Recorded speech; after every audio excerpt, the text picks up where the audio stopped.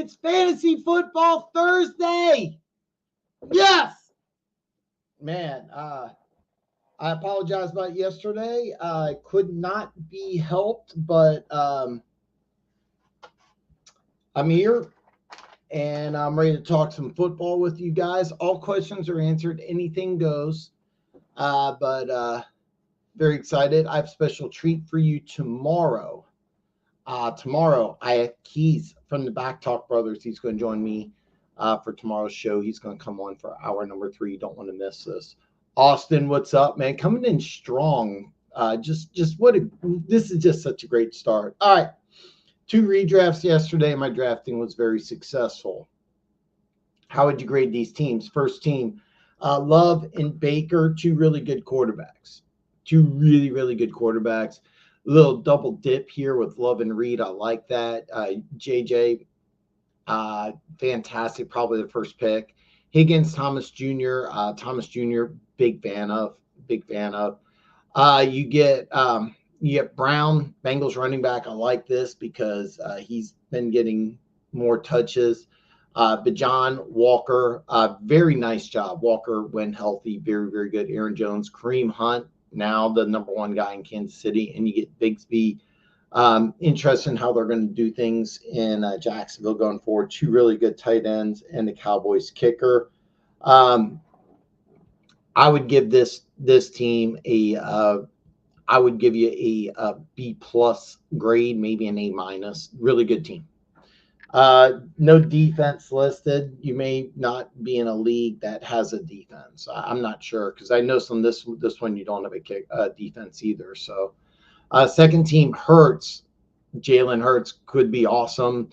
He's been solid. CeeDee Lamb, possibly the number 1 receiver. Your receivers are just fantastic here. I love this. You got Lamb and you got Brown. You got Thomas Jr., some really good guys. You get Jawan Jennings with Brandon Ayuk's injury, really solid. Jacoby Myers could be massive. Jameson Williams, of course, has the 2-game suspension. When he comes back, could be awesome. You get Gibbs, Swift, Hunt, Bigsby, and I like the fact that you have a lot of good receivers. And then you have some solid running backs. I like Brooks because with the car crash, Bryce Young is going to get the start. You could have like a youth movement. The thing is with Brooks, and I can't emphasize this enough, he may be a guy that only plays on special teams. He could get 20 touches a game. You have no idea. Tight ends, Bowers, Andrews, Aubrey's the kicker. I would give this one somewhere between a B and a B+. Really good drafts.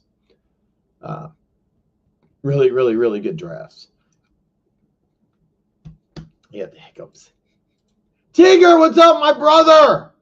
12-team non-PPR Superflex 2 quarterback. I have Lamar. Congratulations. You are doing really well. You are 6-1. Mason Diggs, London, Ferguson, Mixon, Trevor Lawrence, benches Aguilar, Carr, D Hop. Nice job with getting DeAndre Hopkins. Could have some massive potential now that he's with Kansas City. Justin Hill, Kareem Hunt, Jerry Jeudy, Josh Downs helped me. I'm 6-1. It's Tigger. I mean, you're in good shape, man. You know, you're starting Lamar. Trevor Lawrence, really, really like that. Ferguson, solid. Mixon, solid. London, solid. You can play around with Diggs and Mason. I wouldn't be surprised if you double dip and go with DeAndre Hopkins and Kareem Hunt instead of those 2 going forward. With Mason, This week, you may want to keep him over Hunt. That's up to you, though. I'm serious about this. You may want to start Hunt over Mason. You're playing against the Raiders. I don't know what to expect after Dallas. Dallas had a bye. They're playing on Sunday night. Mason could have a huge game, small game. I think Hunt will get you some steady points. And then with DeAndre Hopkins over Diggs, that's iffy. You know, I will tell you this. The one thing about DeAndre Hopkins, he's going to get at least 5 to 8 targets from Mahomes, and it would not surprise me if you get a touchdown out of DeAndre Hopkins. But having Hopkins is really, really, really a really good move that's really going to help you out. And it wouldn't surprise me if he takes over for Diggs. Kareem Hunt could take over for Mason, but you're in really good shape, brother. I like the fact that you have Jerry Jeudy and Josh Downs. I firmly believe that they'll go back to Flacco, which has more value for Josh Downs. Jerry Jeudy's got all talent in the world. I wouldn't start him this week, but if Winston takes over as starting quarterback, he has no problems throwing the ball. A lot of people forget Jameis Winston, #1 pick in the draft, and he deserved to be the #1 pick in the draft. I mean, this is a guy who's got amazing talent. The problem is he throws too many interceptions. Well, what's to stop him from throwing picks? I mean, don't forget he had a 5,000-yard passing season. So, I mean, you may get some massive upside here with Jerry Jeudy. Your team's really good, man. I just made the trade for Hunter Henry and Zach Moss to get D-Hop. It was approved. I just got D-Hop on my team. Nice job. Nice job. Was it a good move? Of course it's a good move. It's not a PPR league, but that's okay, because one thing about DeAndre Hopkins is that you're going to get some steady production, and you're going to get some touchdowns. I mean, one thing about DeAndre Hopkins is he's going to be a red zone. He's going to be a red zone target, because if you're playing against Kansas City, you want to cover Kelsey. So I like it. I like it. Looking at trading Breece Hall for Tank Dell and Wrigley. Should I? Help me, brother. I would not. I still think Breece Hall is a #1 guy. You have to realize once Nico Collins comes back, your Tank Dell's going to get fewer targets, and with Ridley, you have a unusual quarterback situation. I'm going to pay attention how Tennessee plays against Detroit, because if Mason Rudolph takes off as the starting quarterback, then massive upside with Ridley. But I really want to see what happens there. If Mason Rudolph is a dud, and they go back to a Denver Gators boy, Will Levis, then I'm not really sure what to think. But I would recommend against this at this time. I still think Breece Hall is a really, really, really, really good option in fantasy football. I think he's your #1 dude. It's a non-PPR league, so his value isn't as high. I thought, for some reason or another, I thought it was a PPR league, but since it's not a PPR, he doesn't have as much value. But look, this is still a dude with size and speed, and I think the whole Jets offense is looking up. So Chargers or Dallas defense, I would definitely go with the Chargers. I've been paying attention. Derek Carr didn't practice. If you go with Spencer Rattler against the Chargers in LA, I know it's not really a home field advantage. And again, it's not a home field advantage in LA, but you're going against a rookie quarterback, a backup rookie quarterback. Dallas is traveling to San Francisco. It's going to be a great game. I could easily see Dallas and San Francisco in a high-scoring game just because you have Brandon Ayuk out. I didn't follow up on Deebo Samuel's health, but I still think that Brock Purdy and the weapons that they have, I still think there'll be some scoring. There's a very good chance that the Chargers defense just puts the smack down on a depleted. Don't forget, I mean, the Saints are missing. Olave didn't play last week. Rashad Shaheed, who is kind of becoming the #1 guy. They have some offensive line issues in New Orleans. So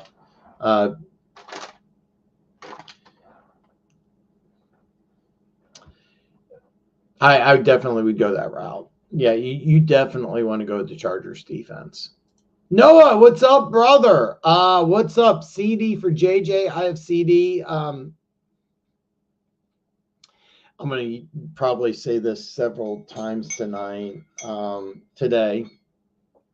and I feel like it's getting a little repetitive, but no, it's kind of like, what's your favorite flavor? Is it strawberry or is it chocolate? There's no real wrong answer. I seriously, these are two top of the top tier receivers in fantasy football, CD or JJ. It's really just a question of which one you like better. I personally have CD ranked like this much higher. Um, that's just my personal opinion.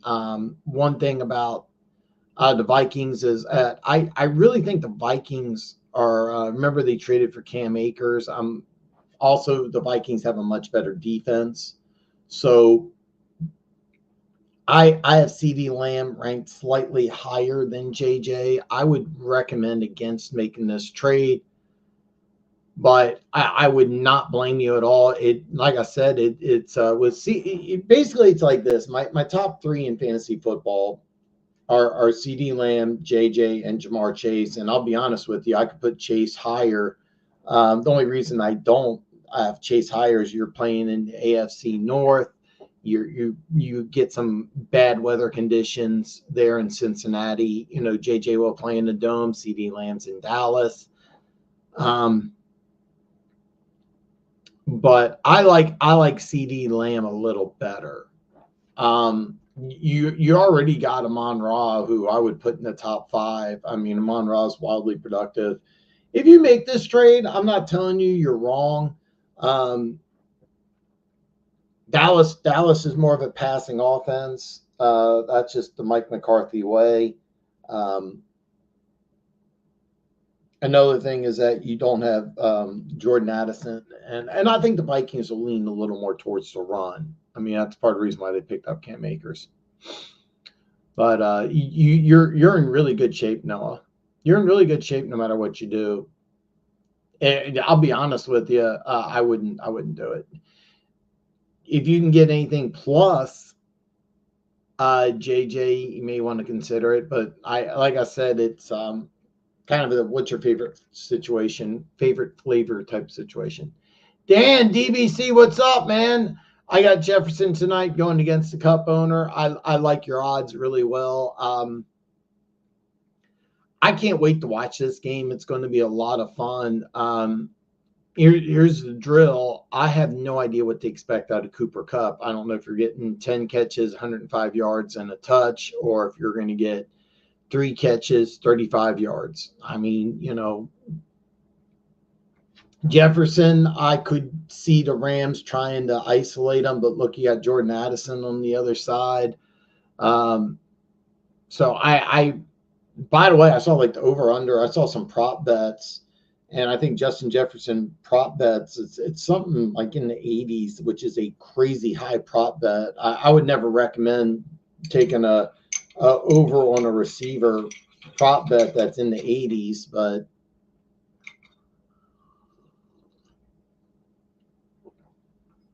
that's just me personally. But you are in good shape. I think Jefferson will be the more productive receiver. I've heard of Kupp trade rumors. Usually when there's smoke, there's fire, but I have a hard time believing if you're the Rams, you're really going to make this move. So I like your chances. Let me know how things go tomorrow. I mean, obviously, I'm going to watch the game. We'll have a good idea, but I like the idea of Jefferson out producing Kupp. I seriously, like I said, you never know what to get with Kupp. I mean, you could have a monster performance. I'm personally not expecting it. So you should be in good shape. Hopefully you come back tomorrow and you're like, Dan, man, I got 35 points. He got 6. I'm in good shape, but we'll see what happens. Jordan, what's up, my brother? What's up, big dog? I got 3 start-sit questions. If you don't mind giving me some input, Caleb Williams or Kyler Murray, Marvin Harrison Jr. or JSN, Kincaid or Otten, PPR. Okay, I'm going to go backwards here. First, with Kincaid and Otten, I was a big Kincaid fan coming out of college, and I really thought there was a good chance he would become like the number 1 guy, kind of like maybe Travis Kelce type production. You're not getting that. That part of the reason they brought in Amari Cooper was for that. With Tampa, all those receivers going down, a lot of people think that Otten is just going to blow up, and that's a possibility. That is a possibility. I know Seattle's defense played really well last week. I'm not sold on them. Full disclosure, Atlanta may have one of the best secondaries in football.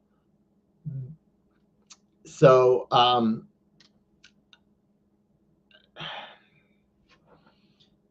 in my opinion, it's really difficult because I like the matchup better with Kincaid. I think Amari Cooper, with them focusing on Cooper, Kincaid may be a sneaky better play. But let's be honest, though. I mean, what are you going to do if you're Tampa Bay? I mean, you could be in a situation where you have Otten just being force fed touches. You have a more risky proposition with Kincaid. I think Otten's your steady performer. In my opinion, looking at your other 2 questions, I would go with the steady performer, and I would take Otten. I'm going to level with you, though. You may hate me because I could see a situation where Kincaid just blows up. I could also see a situation where Kincaid does nothing. Since you have questions at some other positions, I always recommend to have some sort of steady performer and get some definite points on the board. Then you can roll the dice. Since you're rolling the dice with 2 other positions, I'm going to go over that here in just a second. I would go with steady performer, go with Otten. But there could be some really good value with Kincaid. Marvin Harrison Jr. at JSN. JSN's really hit and miss. That said, Marvin Harrison Jr. And I have no idea why they are not just force feeding this guy. I have no idea. It really just doesn't make any sense. Like you got a guy that I don't get it. I mean, this is a guy, 3 catches, 21 yards. The week before, nothing. I mean, there's no excuse for this guy to get skunked. I mean, 20 catches, 300 yards, and 4 touchdowns. This doesn't make any sense.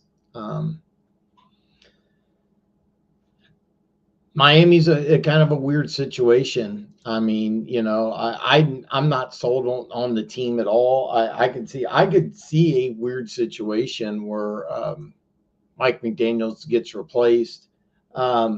I love JSN, but I mean, last week against Atlanta, 3 catches, 9 yards. I mean, I don't understand. Well, actually, here's with Marvin Harrison Jr., I don't get it. Jackson Smith and Jigba, I do get it. Sooner or later, Jackson Smith and Jigba is going to have some really good production. You just don't know.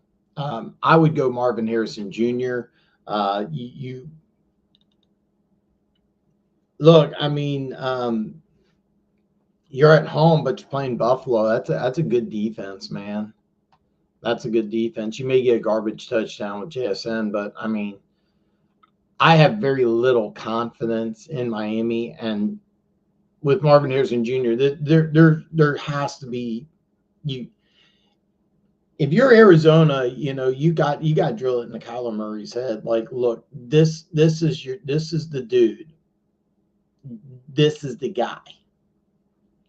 So Marvin Harrison Jr. for me, I love Jackson Smith and Jigba. DK Metcalf has taken over as like the number one guy, and I've been waiting a long time for that. So, Caleb Williams or Kyler Murray, that's a great one. I'm not sold on Washington's defense. I'm really not. The 1-2 thing's kind of interesting.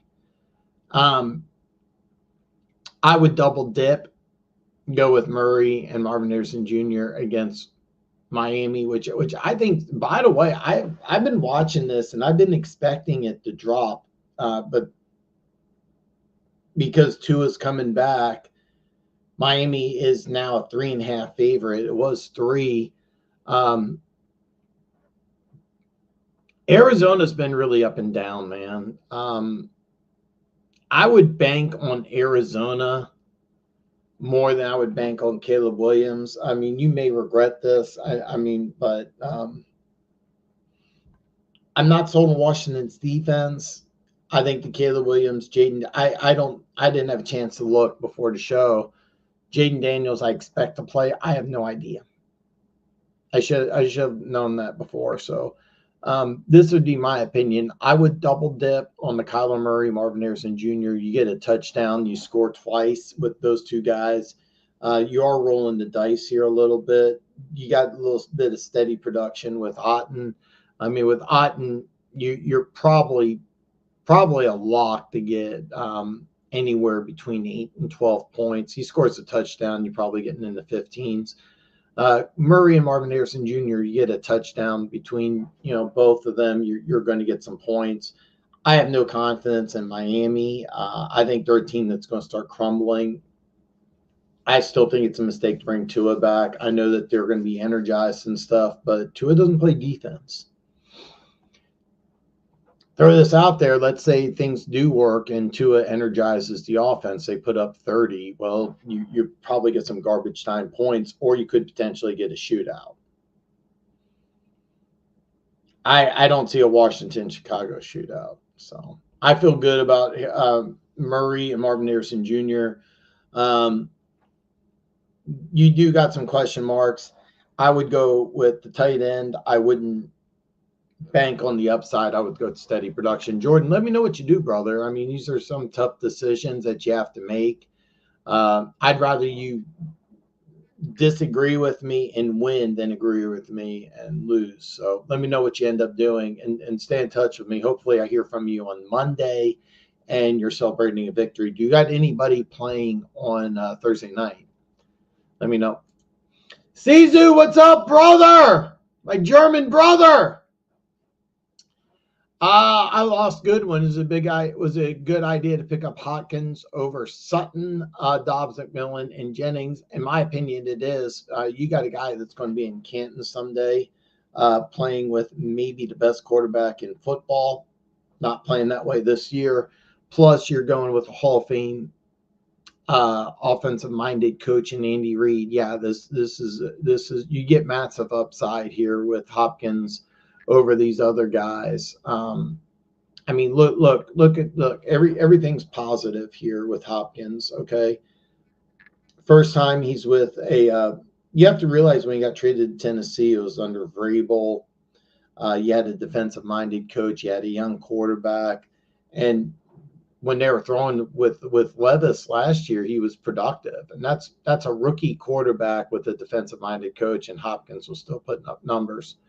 What are you going to do with an offensive-minded coach in Andy Reid? I mean, you got unlimited potential here. I really think that Hopkins, he may not have a good week 1 against the Raiders, just acquired. It seriously would not surprise me if you see a stat line of like 7 catches, 50 yards, and 2 touchdowns.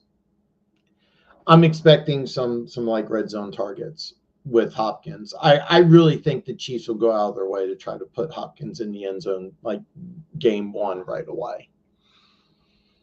And you got a guy in Andy Reid who's been productive. By the way, Hopkins, like first game with Tennessee, was wildly productive, if I remember correctly. I could be lying to you, but yeah, I like this a lot. I mean, look, you have two other future Hall of Famers on that team in Travis Kelce and Patrick Mahomes, and Kareem Hunt's been playing well. You have a really good offensive line. Yeah, yeah, I like this a lot. I like Hopkins quite a bit. I think he did a good job. Hey, I'm a Chiefs fan. That might have something to do with it. Seven Leaves Designs. What's up, brother? Man, I don't recognize the name. It's pretty cool. Um, you're 5-2. Congratulations. Hey, man, a 12-man PPR hurts. Montgomery, Bajan, Neighbors, McLaren, McBride, A-Chain, Jets defense, Bates, bench, Puka, Waddle, McConkey, Oduze, Madison, Vidal, Pearson, Lazard. Any moosh I make? Yeah, I would make a couple, but I like your starting lineup first of all. You have 2-3 down running backs that I like. Madison could be productive. I wouldn't play him against Kansas City, but that's up to you. They seem to like Gibbs a little more than Montgomery, but he's always going to be productive. What you want out of a running back, and you're going to get this with Montgomery, is steady production. So you're in good shape. John Robinson, running back number one, probably didn't have a good week last week. I was floored Atlanta lost that game, but you could have really good production this week against Tampa Bay. I mean, remember what they did last time Atlanta played Tampa Bay? So,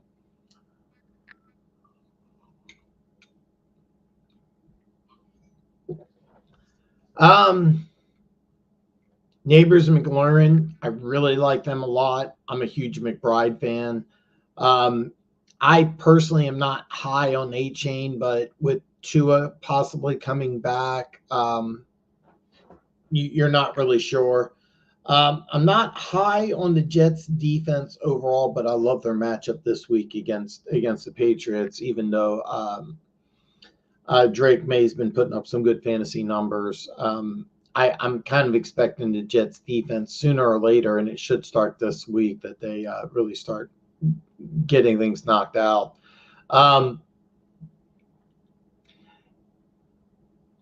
So with Waddle, I want to see what happens with Tua. You may get a guy that could be productive, so I like that.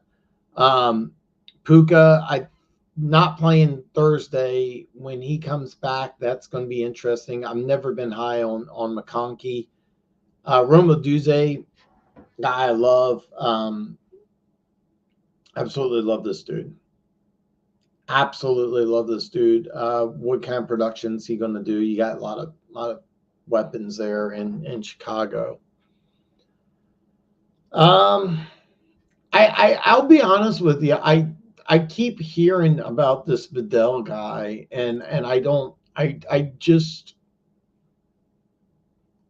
I mean, is he getting production that I don't know about? Because I mean, I don't get it. I don't get it. He had a he had a 38-yard touchdown reception against Denver a couple weeks ago, but I mean he's getting 5 touches a game. I don't really get it.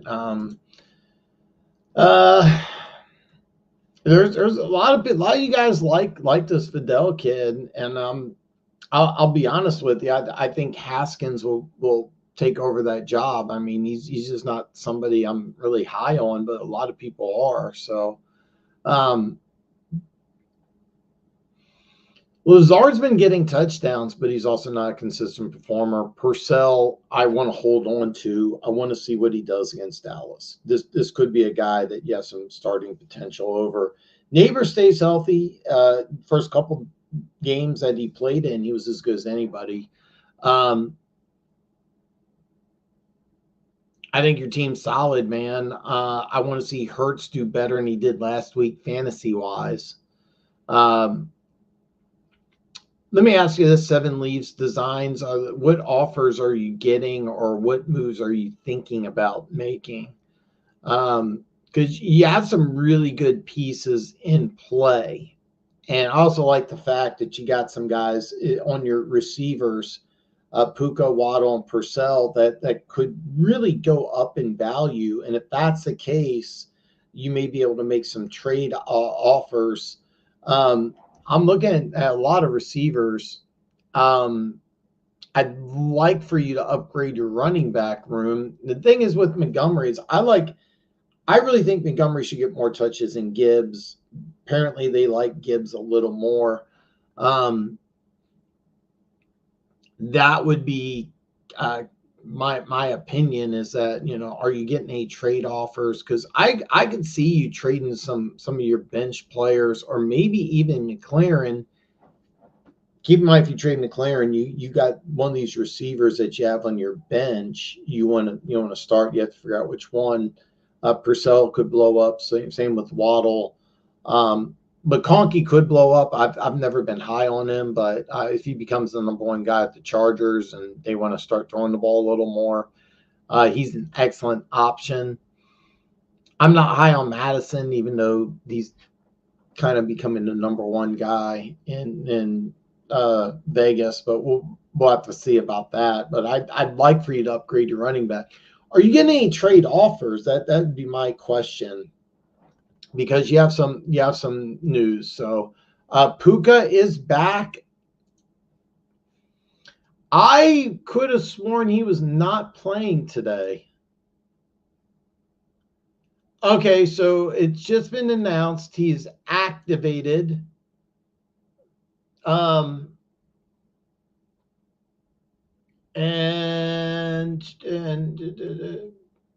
he's set to return tonight. Okay. All right, he's set to return tonight. Wow. This just came out. This came out literally 20 minutes ago per ESPN. I didn't know. I was literally looking at this before I came on the air. So before I came on the air, he's out. Now he's in. What do you want to do? I mean, look, people, I was hesitant to start Cup, so I'm extremely hesitant to start Puka, but I'm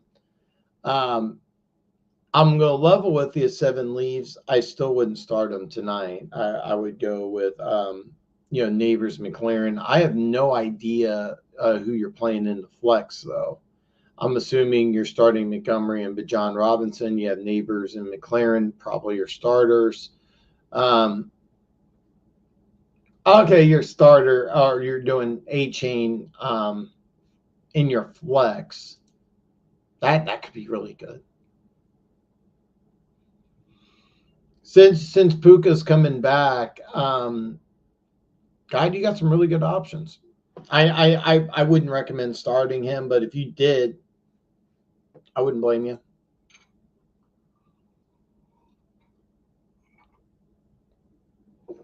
Okay. Daniel Caps, what's up, my brother? Need two running backs in flex. PPR money at chain. Rashad White, Pollard, Mason, Bowers, Tolbert. I'm starting Caleb over Murray this week. All right. Need two running backs. So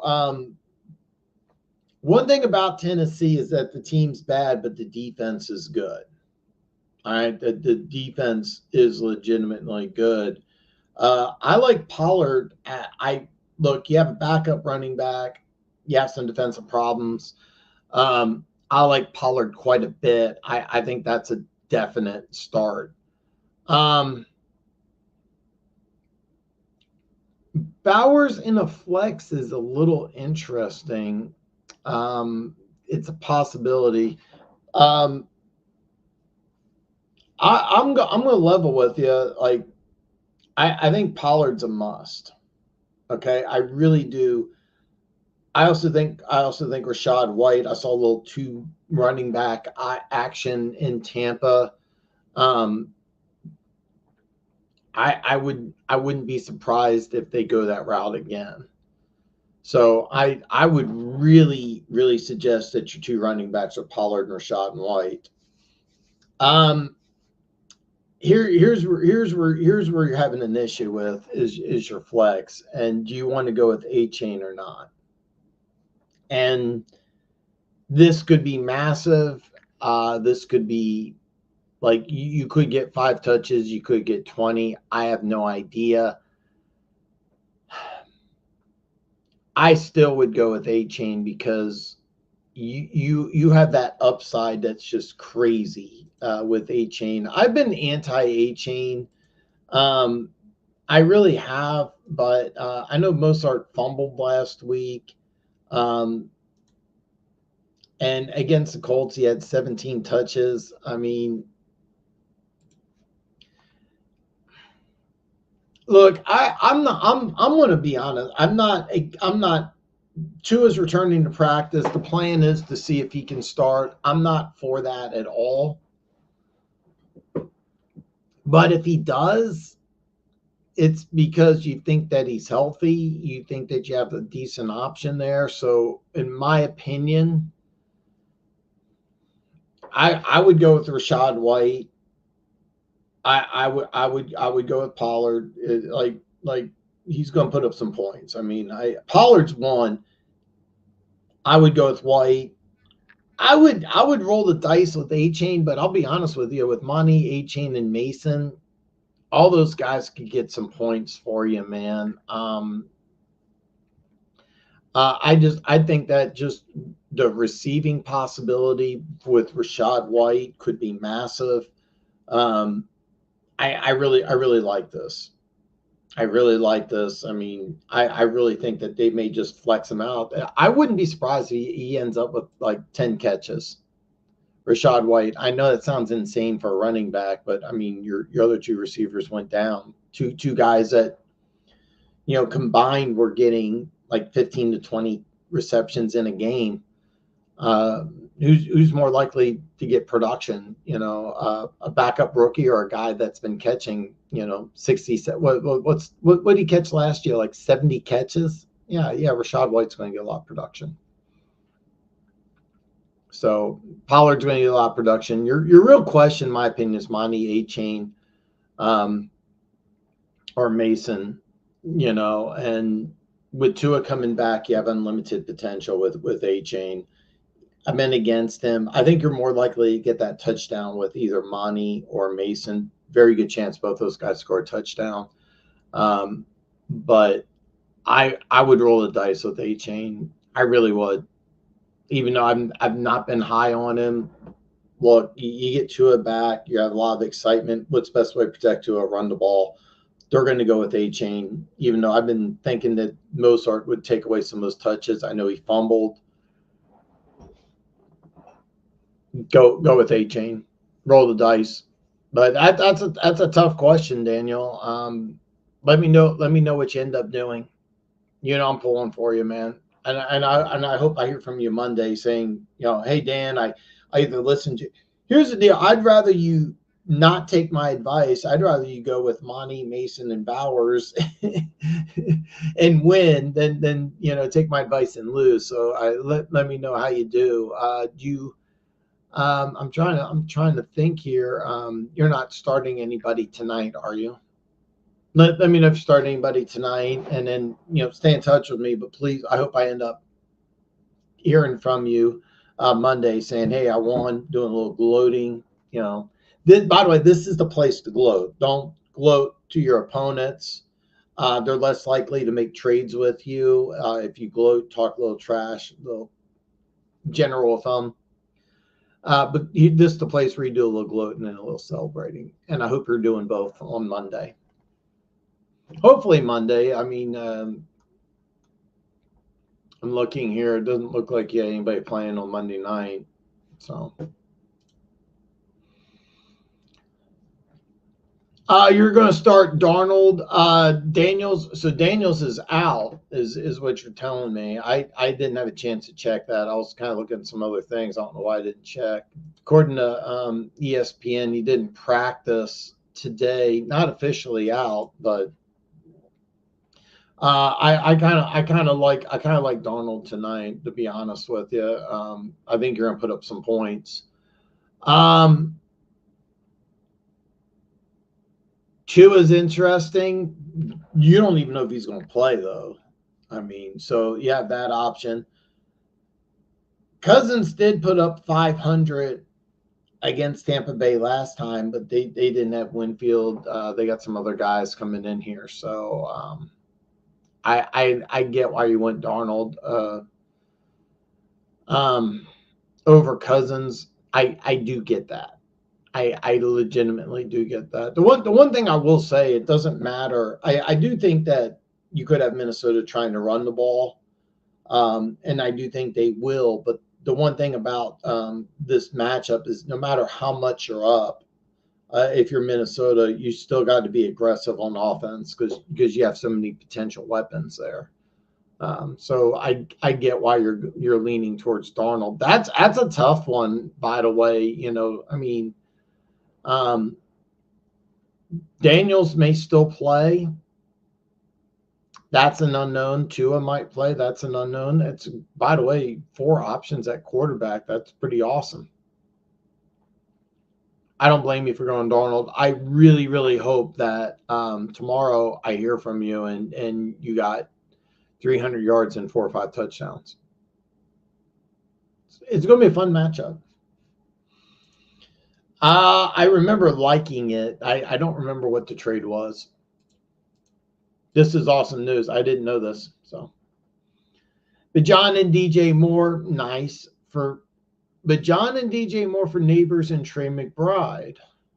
Full PPR redraft. Get Neighbors side or is that? Oh wow. Yeah. Okay. Aldo. I would be kind of, but you got Derrick Henry and Kyrie. Yeah. That's phenomenal. Yeah. As much as I like DJ Moore, you have more upside with Neighbors. You also have with McBride, you have a lot of upside as well.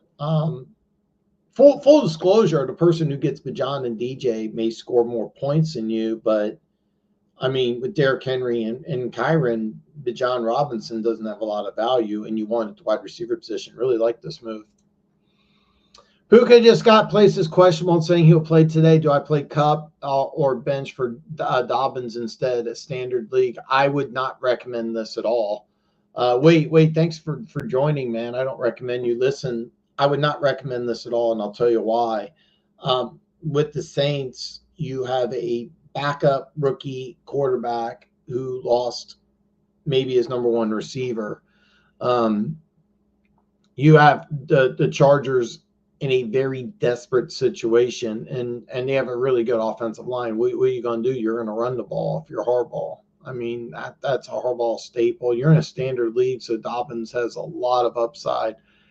I would not recommend doing this at all. I would stick with Dobbins. You're in a good situation. Dobbins could easily have 100 yards. So listen, I still would. Look, I want Jordan to win, and Jordan's going to have Cup. I could see Cup getting some targets. By the way, it's questionable. Somebody say he's going against Cup tonight. I have no idea what they expect out of Cup. You could get a lot of production, but with Puka, I seriously don't think he's going to get that much. Stick with Dobbins.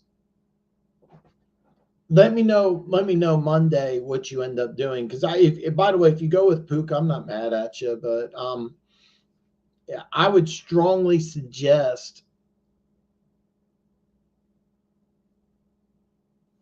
Oh, you have Cup. Okay, I'm sorry. I don't know why I jumped the gun there. I still would go with Dobbins. You're in a standard league. One thing about Cup, he has a lot more value in a PPR league.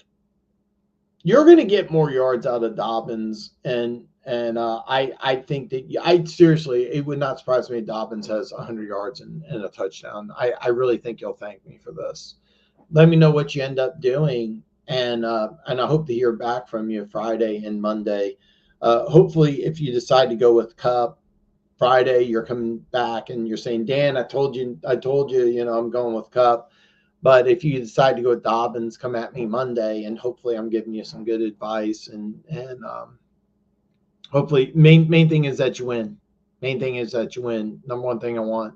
I don't recognize you, so make sure you hit that subscribe button. It'd mean the world to me. Thanks, Wade. Great question, man, and that's a tough one. But standard league, Dobbins, I think, has a little more value. And I'm pulling for you, Jordan. I'm pulling for you, man. I let me know what you end up doing. Friday, I'm hopeful that you do well. Ziddies need to play one wide receiver and one flex. I got Waddle, I got Johnson, I got Puka, I got Monty, I got Connor. That's a tough one, man. That is a tough one. You have some unknown with Waddle and Puka. So if you need to play a receiver, go with the steady one. Go with Dante Johnson. That would be my opinion. Go with the guy that you know for a fact is going to get you points. Why roll the dice? With Monty and Connor, I would go with Connor, and my logic is I don't have a lot of faith in Miami's defense, but Tennessee, for all their flaws, does have a really good defense. They really do, and they're difficult to run against. Not only that, they've been leaning towards Gibbs. Now, I've been saying this for a while. Trey Benson's going to eat in some Connor's touches. It really hasn't happened so far. In my opinion, I don't have faith in the Miami defense. I can see Miami as a team that's just falling apart. Both Monty and Connor are good prospects to score in their games, especially if you get inside the red zone. But Gibbs has been getting more touches than Monty, so you're more likely to get more touches with Connor. If you want to go with some upside and go with either Puka or Waddle, I wouldn't blame you. I would take the guaranteed points that you're probably going to get out of Deontay Johnson. Another thing with Deontay Johnson, I'm drawing a complete blank. I was just looking at it. One thing about Deontay Johnson, I know it's a tough matchup against Denver. I'm fully aware. Bryce Young is getting the start. I know it may scare you a little bit, but I mean, sooner or later, he's got to live up to that number one billing. I mean, is he ever going to be better than C.J. Stroud? Probably not. No, this is a talented guy. I mean, right now, Deontay Johnson's the number one guy. I mean, after watching Andy Dalton, I know it's a late thing, but I still think you're going to get some points with Deontay Johnson. A tough matchup in Denver. I get that. By the way, Waddle's questionable. I say guaranteed points. So Jalen Waddle per ESPN, limited participant in practice due to a quadricep injury. All right. Puka, you have no idea what's going to happen there. Deontay Johnson, take some guaranteed points. It may not be a lot of points, but you'll get some. And I would go with Connor, a little more likely to have a better game. Personal opinion only. I have no confidence in Miami right now. Now, they did do pretty good against the Colts, holding them to 16 points, but they still lost that game. So that would be my advice. That's a tough one, though. I mean, that's a tough one because I could see. I think Puka may play, but I think it'll be limited. Waddle could play, have a massive game. I get that. With Bryce Young getting the start, with the Andy Dalton traffic accident. I understand. Plus, Denver's defense is good. I still think you're going to get some points with Deontay Johnson. The other two, you have no idea.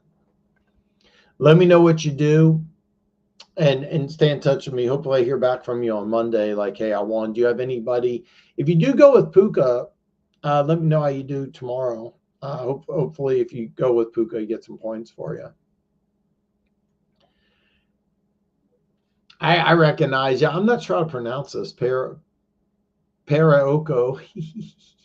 Trade Mahomes plus Breeze for Kyron and Jaden Daniels, Pollard and Neighbors. Redraft Superflex wide receiver 1 now. Jefferson. Nice. Other quarterbacks are ooh. All right.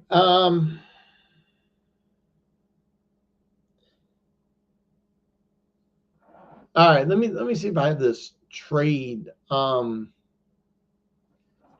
Trade Mahomes plus Brees. Oh God. All right.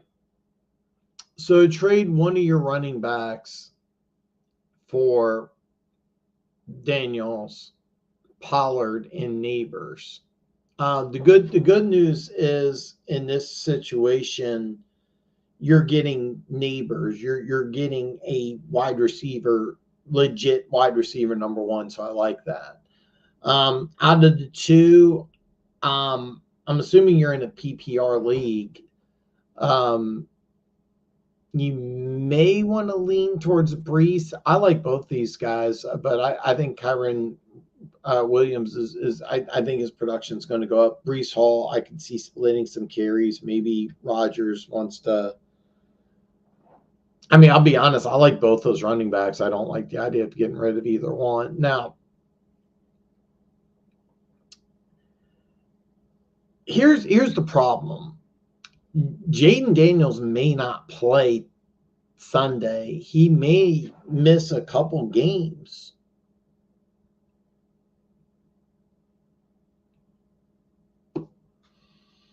You got to be prepared for that. I mean, look, I know Mahomes hasn't been doing well for you, and you're 2-5, and you're probably frustrated. I get that. You just drafted, the Chiefs just traded for a future Hall of Fame receiver who I think will have some upside. You have another receiver in Juju Smith-Schuster has a lot of upside.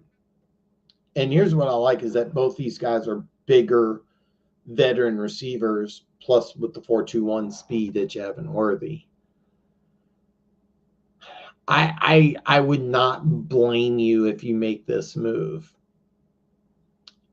I'm just telling you that you really want to give up a guy who won an MVP, a guy that's thrown for 500 yards and 50 touchdowns in a league for a guy that may not play for a couple weeks. That's all I'm saying. Because if you, I'm going to give you the negative. You get rid of Mahomes and he starts producing, you're sunk. You make this trade, Daniels is out, you're sunk. You do get a legitimate number 1, and that adds. Plus, you already got Jefferson. So I would advise. There's a lot that I like about this trade, and again, I say this over and over again. I'd rather you not listen to my advice and win than listen to my advice and lose. All right. Look, you got 2 really good running backs in Brees Hall and Kyron. I have no idea how I do know how you're 2-5. Your quarterback position is doing bad. I mean, I'll level with you. I would start Winston over Anthony Richardson. I have no faith in Anthony Richardson, even though, I mean, Winston's playing against Baltimore. I should have this memorized. I apologize. I don't. Indianapolis has a tough matchup against the Texans. Okay, you want to go with Winston. Traditionally, Baltimore has a good defense. They don't this year. So Winston could. I'm kind of thinking Winston may have a good game. Listen, I get why you would want to make this trade. And by the way, I like Pollard quite a bit. Do me a favor. You asked for my advice. You're 2-5. You want to make a big move. I understand.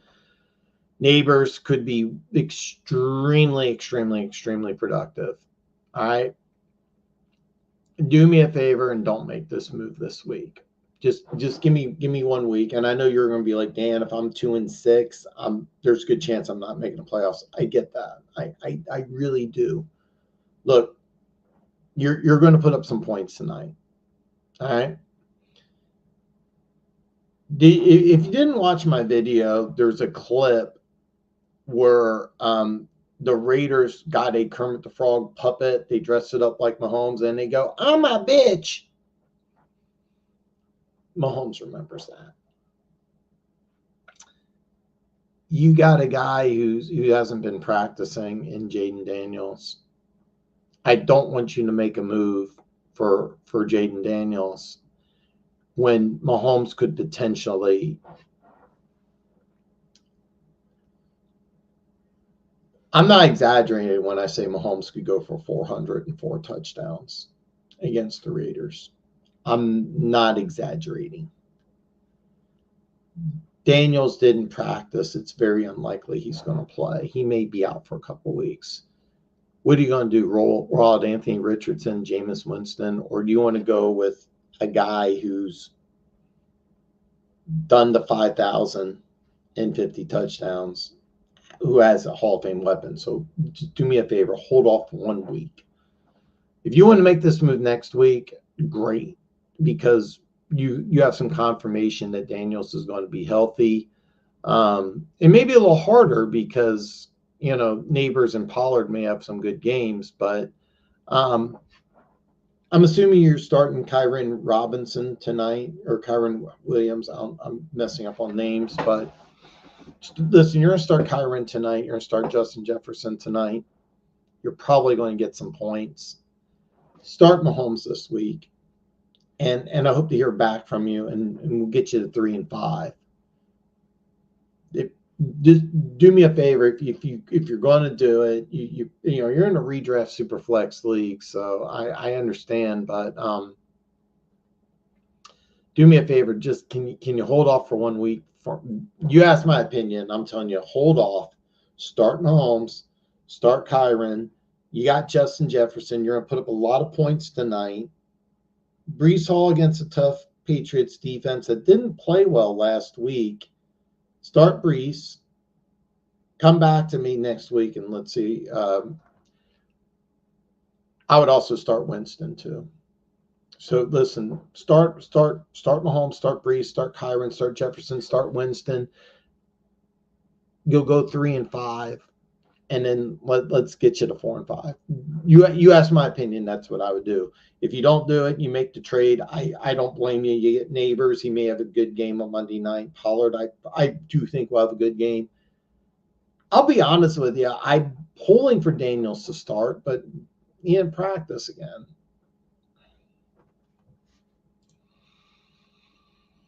I know.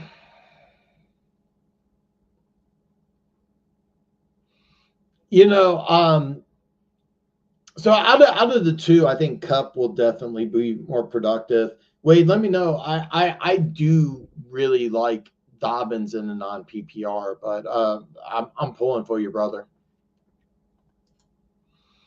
Up tier, McLaren, Monty, and bench options for wide receiver number 1 and number 2. League doesn't put out trade much. Okay. You're in one. And man, thank you so much, man. By the way, I'm going to answer your question, but I am going to take a quick commercial break. But when I come back, I'll be back with hour 2 of Afternoon Delight, 7 Lease Designs. Stay tuned. I'm going to be back here. Just give me a minute.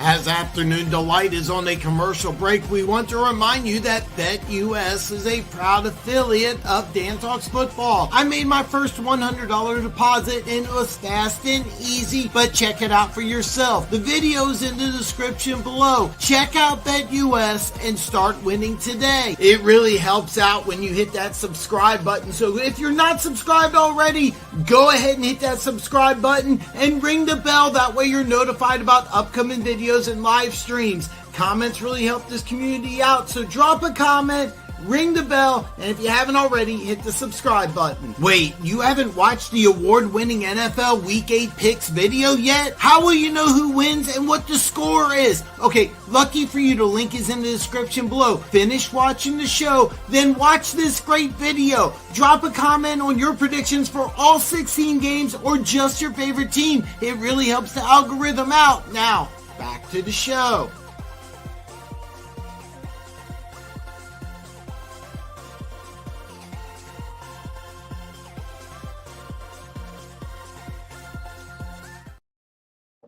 All right. Yes. Hour 1 is in the books. We're back for hour 2. Every single question will be answered. Every single one. It may take me a little bit of time. I had to get this because I didn't realize that my glasses were just absolutely covered in junk. So, all right. Let me see where I'm at. Okay. Absolutely love the idea that you're trying to trade up, because this is your team right here, and you want to get an uptick. What I would really make a move for, and here's what you want to do. I like your receivers just fine. Okay, you got some guys that are coming back. You have some potential. I want to get you an upgrade in the running back position, and I think you're on the right track. Okay, so your league, what you want to do is that you're going to have to reach out to somebody who desperately needs a receiver. Now, one thing about fantasy football is I don't know what part of the country you're in. I just moved to Vegas, but I'm from Kansas City. There was a lot of people that wanted to pick up Chiefs players, so Chiefs players had a little higher premium. What you're going to do is figure out, I can't answer this for you, but of your receivers, do you have somebody who's a Rams fan or a Puka fan? Do you have somebody who's a Roma Duze fan? Do you have somebody who's a Purcell fan or a Lazard fan? Do you have somebody who's a McLaren fan? You're going to have to figure that out. Somebody in your league, you're in a 12-person league, somebody in your league needs some help at receiver. All right, you got some good ones on your bench: Puka, Waddle, McConkey, Oduze, Purcell. By the way, one of these guys is going to blow up. So what I like to do is I like to sell high. Okay, Neighbors is going to play on Monday night. Hopefully he has a good game for you. Even if Mariota plays, I expect McLaren to produce, and you may be in a situation you could move McLaren. You never know what value Puka doesn't have. We're going to find out after tonight. You're benching him. I think that's smart. But if he does produce, or there could be somebody who's in your league who's like, hey man, I'm going to roll the dice with Puka. There's somebody in your league probably needs help at receiver for a losing record. Maybe they're a Rams fan. That would be the person I would target with either Puka.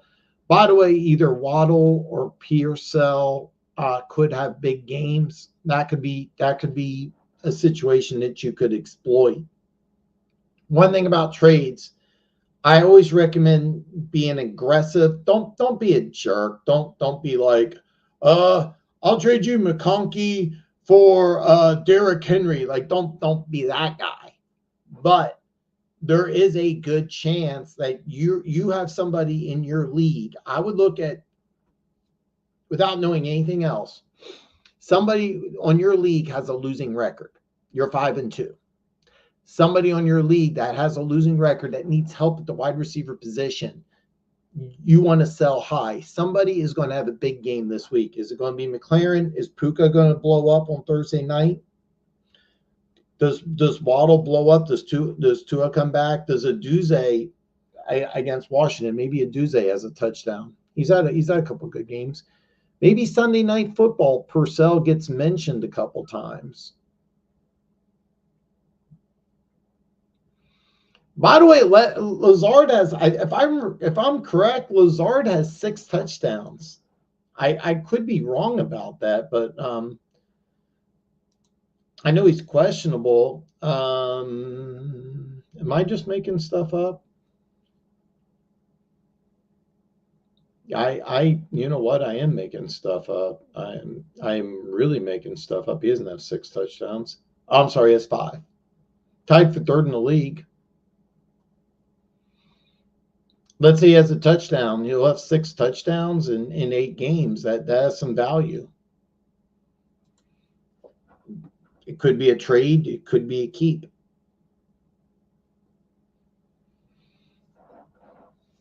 But that's what I want you to do. You're gonna have to. If you're in a league that doesn't make trades, and leagues like this are tough. But what you're gonna have to do is you're gonna have to target. And I would focus on somebody with a. I would focus on somebody with a losing record, because they'll be more likely to make a trade. Let me know what you can do, man. Big Bop Earp, I believe. That's awesome. Start 2 running backs: Dobbins, Swift, Cook. Start wide receivers: Marvin Harrison Jr., D Hop, Jalen Reed, Lockett, Bateman. All right, let me start with. I'm assuming it's a PPR league. Okay, I'm assuming it's a PPR league. This is tough because you've heard me talk about Dobbins probably, and I apologize. It took me a while to get to your comment. You heard me talk about Dobbins, and I think Dobbins is an excellent option. I also like Swift. Now, keep in mind, James Cook, I've been saying for a while, is a #1 running back. Another thing is I have no confidence in Seattle defense. I know like they have a good game and everybody gets all excited and here's the drill. I know he put up a touchdown. He's been wildly productive. I mean, wildly productive. And I don't have faith in Seattle's defense. I really don't. I have a weird feeling this would be the game. Look, I think Swift could have a monster game. I really do. Look, there's a chance Jaden Daniels, even if he does play, he's not 100%. I'm not buying into Washington's defense. I like Swift. Look, you're a team that needs to win. You're at home. You're playing against a rookie quarterback. I expect Dobbins to have a big game. So, look, out of these 3, I say Dobbins. I really, really, really like Dobbins. Okay. Swift and Cook is tough. I have no confidence in Seattle's defense. Josh Allen gets a lot of rushing touchdowns. I love Cook. I love the upside. I have been such a big Swift fan, and I really like the fact that I really like the fact that I think Swift get some targets. If I'm Chicago, I would lean more on Swift, and they've been doing that. I think with Cook, I just a hunch Swift's a little more back. Look, either one you go, I think you'll be fine.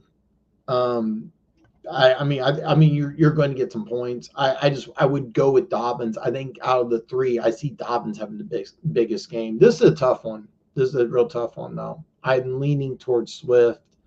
Full disclosure, I had such a big man crush on Swift coming out of college. Big man crush. So.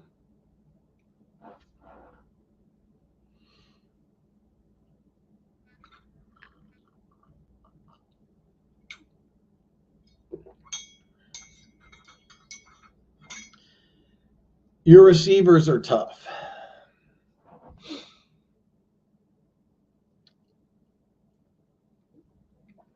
All right, I'm gonna level with it. Here's what I would do.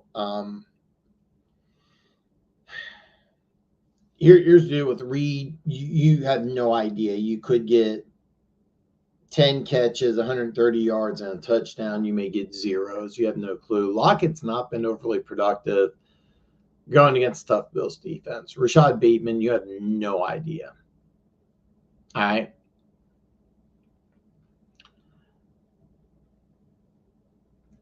DeAndre Hopkins, I know he's new to Kansas City. I'm a Chiefs fan. You saw the Chiefs cut. My sister sent me this. You know, I just moved out here to Vegas, but I've been Chiefs season ticket holder for a long time. He's going to have some touches. They're going to get him involved. All right. Why Marvin Harrison Jr. has not been targeted, I have no idea.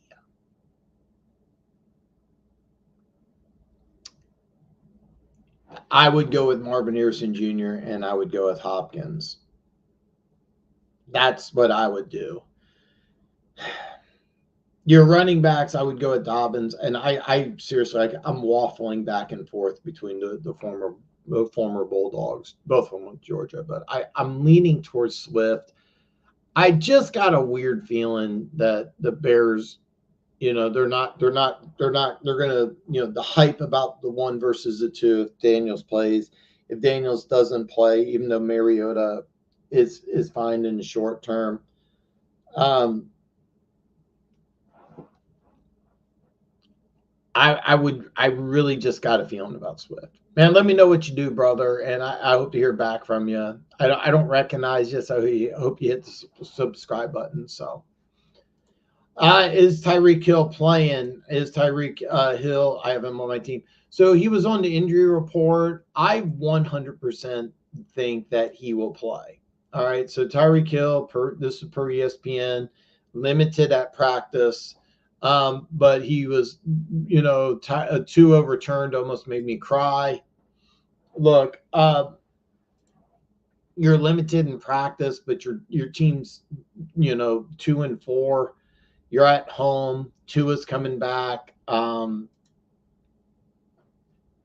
Probably.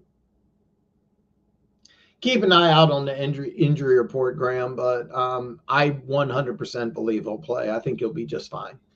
He'll play. Puka or Dowdle, half-point PPR. I would, Joey, a great question, brother. Forgive me if I butcher your last name, Krutzmar. Hopefully you don't mind if I just go with JK. I'm bad with names. I'm sorry, man, but I would, if you don't mind, make sure you hit the subscribe button. I know it took me a while to get to you. So, but you want to definitely go with Dottle. Look, you're in that, even if it's a half-point PPR league, Dottle has a lot of value, and Dottle's been playing pretty well. I've been anti-Dowdle, but the more I watch him play, I'm like, you're playing well. Look, with Puka, you may get 3 catches, you may get 8. Dowdle's getting 20 touches almost guaranteed. So definitely go with Dowdle. I have Josh Jacobs as well. Play him over Kupp. I'm always for in a PPR league. I always think that you should take a 3-down running back. Now they've been using Jacobs a little less, but as far as over Kupp, I would recommend it. I could see a situation where Kupp has a big game. If you're talking about Josh Jacobs, he's playing against a bad Jaguars defense. This could be a monster game for him, if that's who you're referring to. You play your wife. I'm going to say this as respectfully as I can. Beat your wife. So that sounded all sorts of wrong. But yes, Wade, please stay in touch with me and let me know how you did. Don't have your wife beat you. Aaron Jones and Pitt for Wandell, and Wandell for Bijan. Oh yeah. I remember. Yeah, you traded a couple guys you're not using. Now you got running back. Love it. Darius Lloyd, what's up, brother? Running back, wide receiver, flex. Rashad White, Puka, Kupp, Debo, Myers, Cowling, McMillan, Tolbert, Bigsby. Oh, okay. All right. God, the Bigsby Rashad White is a little difficult. I I really like for you to get Rachaad White. I think you could have some monster numbers with Rachaad White. With Bigsby, it's a little. I didn't have a chance, and let's do it right now because I'm almost positive ETN is going to play. Limited participant 15 minutes ago. You could have some massive upside with Tank Bigsby. You could have some massive upside with Bigsby. I'm not sold on Green Bay's defense, so that's another thing I kind of like there. Cooper Kupp and Puka. All right. Here's where you have your problem, and let's check this right now because I would have Debo over both those guys. The injury report with Debo was he was present at practice. He was classified as a pneumonia. Maybe I'm mispronouncing that. So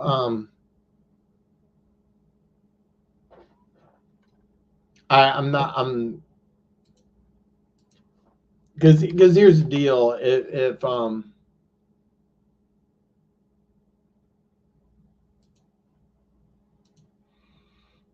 Debo's playing, that's the guy I want to go with. All right. I like Rachaad White. McMillan and Tolbert, I'm not really high on either one of those guys. Jacoby Myers. Okay.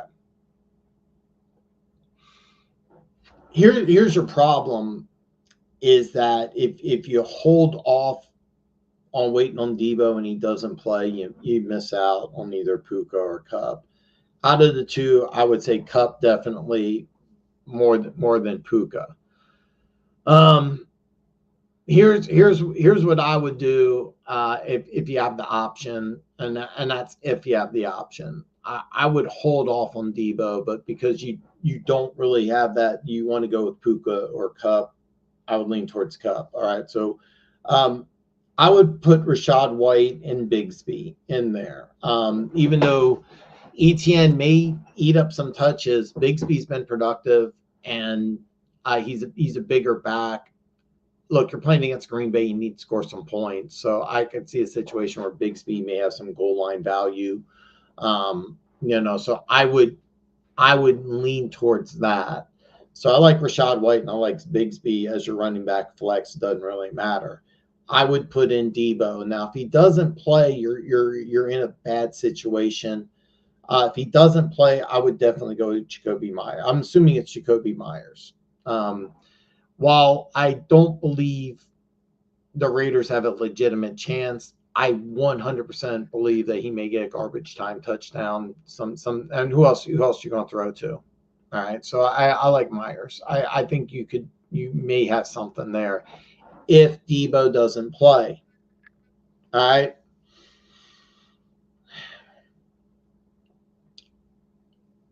I would roll the dice with Cooper Kupp. I've advised other people against playing him. Look at these other receivers that you got. Do you really want to play one of these guys over Kupp? Look, roll the dice with Kupp tonight. Put Debo in the starting lineup. Keep an eye out. I would go Jacoby Myers, but you can go with anybody. White and Bigsby, have those guys as your guys. Go with Kupp tonight. He's productive. Debo plays against Dallas, and good luck. Let me know what you end up doing. That's what I would do. Trade T. Higgins for Kupp. Oh God, do you have to make that move tonight? Man, I would really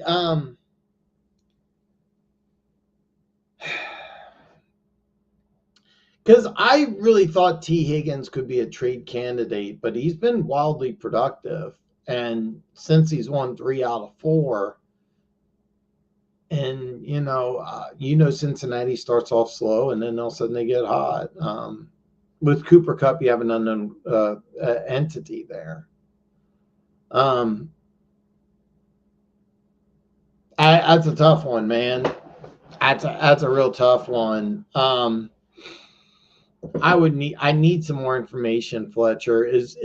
And I'm sorry because I know I'm behind on comments. Took a while for me to get to your comment. I really need some more information here because here's the deal. If T. Higgins is on your bench, you got you got a legit, you got Chase or Jordan Jefferson, you got CD Lamb. If your wide receiver core is loaded, you're not using T, then absolutely make the move. If T. Higgins is your number 2 guy, then don't do it because you have no idea what to expect. I hate to say it, but there is a possibility Cooper Kupp goes out, re-aggravates the injury. Since he's put up the Triple Crown numbers, he's been nothing but injured, where T. Higgins has been productive.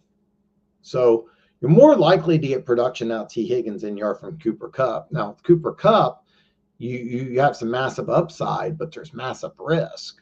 So if you're not using T. Higgins, yeah, make this trade. If T. Higgins is a 2 or a flex option on your team, then don't make this trade. I need some more information. I'm sorry because I know it took you so long. So I would go Darnold TS. You have absolutely no idea what to expect in Tua. If you don't start Darnold now and Tua doesn't play, you're in bad shape. Those are your only 2 options. Then go Darnold tonight. I do think he's going to put up some points. I would go with Lockett, even though Lockett's not been productive. Puka, we just found out. I don't think you're going to see Puka do a lot. Now, there's a chance you come back to me tomorrow and like, hey, Dan, he had 100 yards and a touchdown. I understand. Lockett's healthy. You're probably going to lose to the Bills. I mean, the Bills are going to put up some points. I'm not sold on Seattle's defense. You get a chance Lockett could be productive, even though DK Metcalf has now become the one, and then you have some unknown with JSN and Lockett. I would still go with Lockett. You have no idea what you're getting with Puka. He could be activated and might do nothing. He may start. You have no idea. Lockett, you're definitely getting a starter who's healthy, playing against a team that you're probably going to lose in. That's probably going to score a lot of points. Go with Lockett.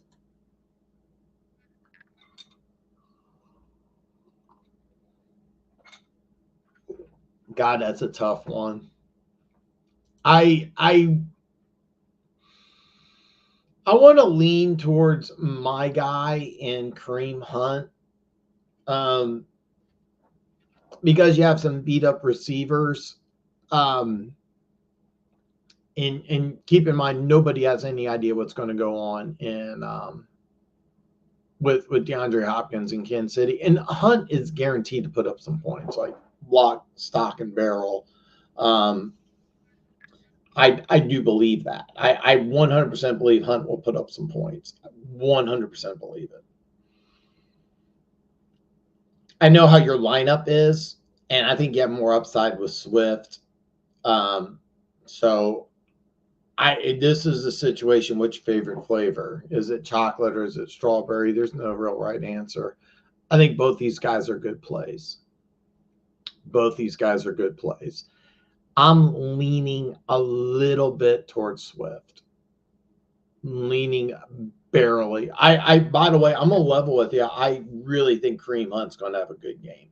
I think he's going to get 10. I think he's going to get 20 plus touches. I think there's a good chance he's going to score a touchdown. Swift has that home run speed Hunt's never had. The one thing about Swift is he's a legitimate, like, he's the type of guy, he gets the ball in his hands, he can score from anywhere on the field. Hunt's not that type of guy. He's not that type of guy. So I don't think you're making a mistake either way, man. You're in a really good situation. If you have the ability to do it, play them both. I'll be honest with you. If I'm correct, don't you have Jordan Mason? You may want to start both these guys and bench Mason. Possibility. I was, giving you a lot of tough questions to answer, but out of these two, can't make a bad decision. That's the good news. I'd lean towards Swift. Drop Juju or Tillman for Judy. He was just dropped PPR. I don't want you to drop Juju yet. I know he's not going to play this week. I'll be honest with you. I don't know what Tillman's production has been. I should.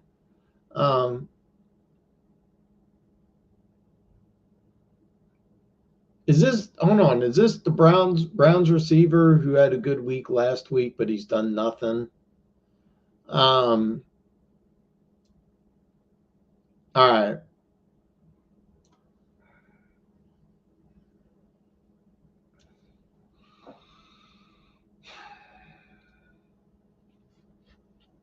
Look, I would drop Tillman. Because I'm telling you right now, when Juju comes back, and I think he's coming back next week, like you're going to get some steady production. With Juju, with Jerry Jeudy, you do have some massive upside. You got massive potential, but he hasn't done anything. Cedric Tillman, I know has done nothing. I know I'm looking at the numbers here. Last week in Cincinnati, he catches 81 yards. I mean, if you want to roll the dice, you could. I personally would make the move and drop him. I think it's a flash in the pan, and I would go with Jerry Jeudy, who I think has to be more productive with Jameis Winston. Here's the deal with Jeudy and Tillman. You have some unknowns. I mean, when Juju comes back, it'll be a little up and down, but you will definitely get some production. I would hold on to Juju. If you want to drop Tillman for Jeudy, it's a risk, but there is massive upside with Jeudy. With Tillman, I think it's a flash in the pan. But if you hold on to both these guys, I would not blame you. It's a tough question, Patrick. I wish I can give you a definite answer, but I don't expect Tillman to be as productive as Jerry Jeudy going forward. But I'm one of these guys that when Jeudy was drafted, I had Jeudy 1A, CeeDee Lamb 1B, and I've been wrong about him for a long time. He drops a lot of passes, but he has potential. I would do it. You're asking me what I would do? I would drop Tillman for Jeudy. I would hold on to Juju. And if Tillman blows up next week and you can't get him back, come back here and yell at me. But I think you'll be in good shape. Stay in touch with me, Patrick. Let me know how you do and what you do. Mad Max, what is up, my brother? Trade BTJ, Waddle, and Chase Brown for Tyreek and Kupp. Wide receivers, BTJ, Higgins, Waddle, Downs, Palmer. Running backs, Hiron, Corum, Mason, CMC, Chubb, Chase Brown, Tyrone. 3 wide receiver, 2 running backs, 2 flex. Okay, so I would not do this at all. And I understand your logic behind wanting to do this because you have a chance in Tyreek Hill and Cooper Kupp, that two legitimate number 1 receivers, and Waddle's always going to be the number 2 guy, and there is a good chance that if CMC comes back or if Chase Brown comes back, you don't need Nick Chubb comes back, or CMC, you're not going to need Chase Brown. That makes a lot of sense. There's unlimited upside with Brian Thomas Jr. They're unlimited upside. This is not a guy that you should get rid of because you might get something out of Tyreek Hill and Kupp. I understand why you want to do the trade, and I would not be mad at you if you say, Dan, I went ahead and made the trade because my running back room is awesome, and it is awesome, by the way. I absolutely love your running back room. Because you have some really good options, and I get it. You want to upgrade your receiver position, but by the way, I mean Downs and Palmer So I get why you want to do this. Listen, Brian Thomas Jr. has unlimited upside, and he's just going to get better and better. You probably have something in Waddle, but he's never going to be that stud, especially if Tyreek Hill's healthy. I would recommend against this. Is there any possibility you can keep Brian Thomas Jr. and make a move? God, I'll be honest with you. I want you to keep Kyren. I would really like to see you keep Chubb. I kind of want to see you keep Tyrone Tracy. Is there a chance that you might be able to move Mason or CMC? I know that's risky. I mean, if CMC comes back, he may win you your league. I get that, but listen, I really want you to keep Brian Thomas Jr. because you have some massive upside, and you're trading for two unknown quantities. I mean, if both these fall apart, you give away Brian Thomas Jr., who I really want you to keep, and Higgins looks like he's going to be a solid dude for you. So Downs and Palmer aren't going to do anything for you. As long as Joe Flacco is not playing in Indy, Downs doesn't have a lot of value. Palmer, you may luck out. But I would advise against it, even though I understand your logic, because you're not going to use Chase Brown. Nick Chubb comes back and it's like number one guy. Let me know what you do, Mad Max. Again, I would rather you not listen to me and win than listen to me and lose. So let me know what you do. Trade Monty for CMC. That's very interesting. I'm 4-3. My other running backs are A-Chain, Gibbs, and Charbonnet. CMC owners 2-5, and also has Pacheco. All right, so that kind of makes sense. He wants some steady production.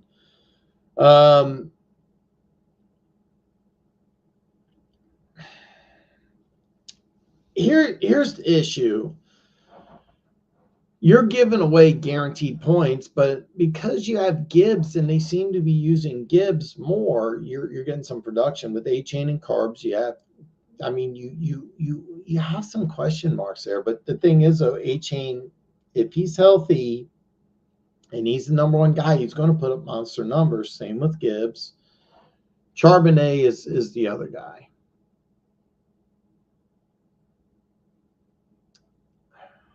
The thing is, though, you're 4-3. You have a legitimate chance if you get CMC, you could win. Look, you have some steady production with Montgomery, but they seem to like Gibbs a little more. Charbonnet is a guy that you really he values.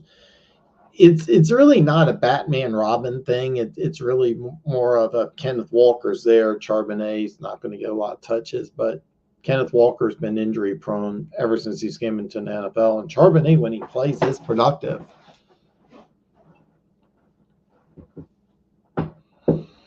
I'm leaning towards this, even though I have no confidence. Because here's what I heard about CMC was that they were kind of targeting a week 10. So he's not playing for the next 2 weeks. All right. The thing is that you're giving up. I mean, Tennessee's tough, but I mean, here's what I'm looking at. Tennessee's tough. At Green Bay, he's had a lot of production against Green Bay. At Houston could be tough, but this is like week 11 and week 12. You're home against Jacksonville. At Indianapolis before you play Chicago on Thanksgiving. God, that a week 11 and 12 game, I could see him having some monster numbers, and you're rolling the dice. I'm gonna level with you, Derek. I'm going to level with you. I would do it. I would do it, but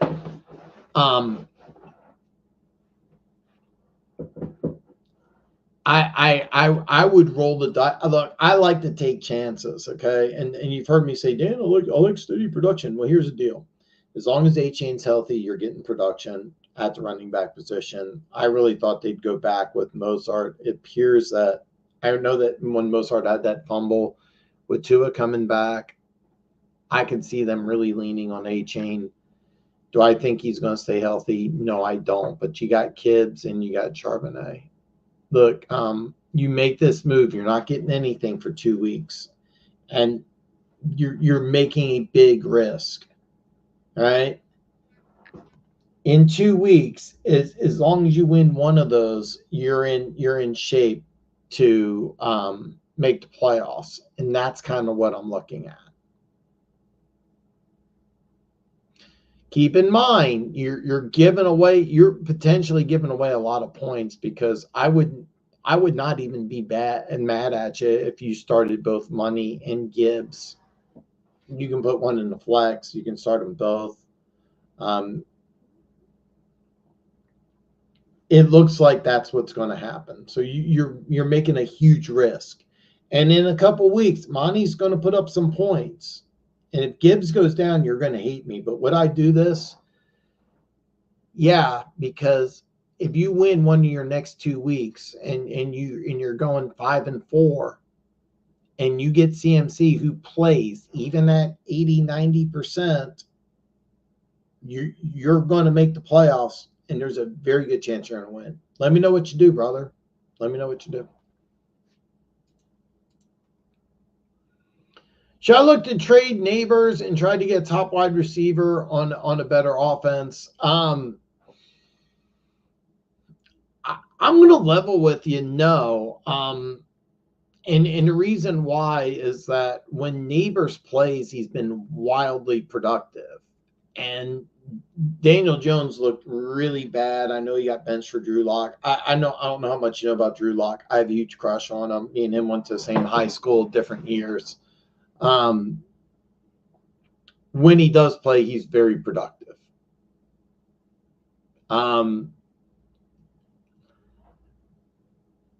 There are some problems in New York. I've never been sold on Daniel Jones, but the one thing he does have, believe it or not, is ability. And when he does play, they do force feed him the ball. So I would hold on to him. Look, you're 4-3. You got a team that's going to feed him the ball, and you got a team that doesn't have a lot of other options, and you got a coach that does like to throw the football in Brian Daboll. So I would not recommend it. The only way I would recommend it is if you can get one of the elite receivers in football. And I think I'm going to level with you. There's not too many that I would say are definitely better. You might be able to make a deal for somebody like A.J. Brown, who I think will have an uptick in performance as long as he stays healthy. Amon-Ra, that's one of the best. Right now, my top three are CeeDee Lamb, Justin Jefferson, and Jamar Chase. And, if you can get one of those three guys for Neighbors, which I would be floored, but I've seen weirder things happen than maybe. Which you could also do. I like keeping Neighbors personally. Okay, Jordan. What I would recommend doing, however, is see what's out there. There's nothing wrong if you reach out and you say, hey, look, man, I'm not sure about Daniel Jones. What can I get? One guy commented earlier, he's in a league, doesn't like trades. I don't know what your league's like. You may be able to get something. You may be able to get something very valuable for him. I have no idea.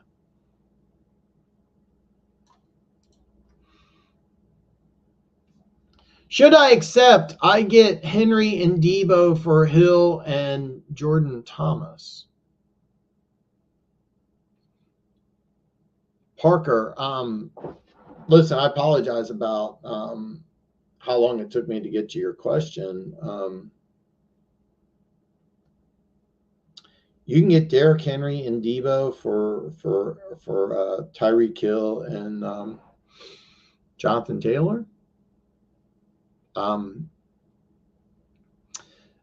Okay, I 100% think you should. Now, I want to be very clear. Derrick Henry's production is not going to stay. Like it will go down. I'm assuming you're in a PPR league.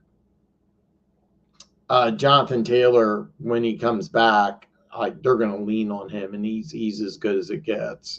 It wouldn't surprise me if going forward, Jonathan Taylor's rushing production actually eclipses Derrick Henry. Wouldn't surprise me at all. I know Debo's banged up, and you're always rolling the dice, but listen, you have no Brandon Ayuk. Yeah, God plays running back and receiver on a team that's really going to need him. And Derrick Henry's still going to be productive. Tua's coming back, and I understand that that's going to have an uptick in Tyreek Hill's production. They got to fix some things and stuff, but I would get Derrick Henry and Debo for Tyreek Hill and Jonathan Taylor. I'm assuming that's who you're talking about, Jonathan Taylor, the running back. Like I said, it wouldn't surprise me when Jonathan Taylor comes back, and I think he's playing this week. Let me double check.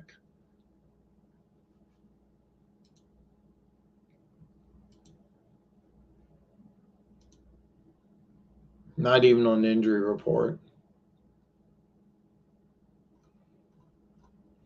I'm gonna be honest with you. If both Jonathan Taylor and Derrick Henry stay healthy for the rest of the year, starting now, it wouldn't surprise me, because I'm a huge Jonathan Taylor fan.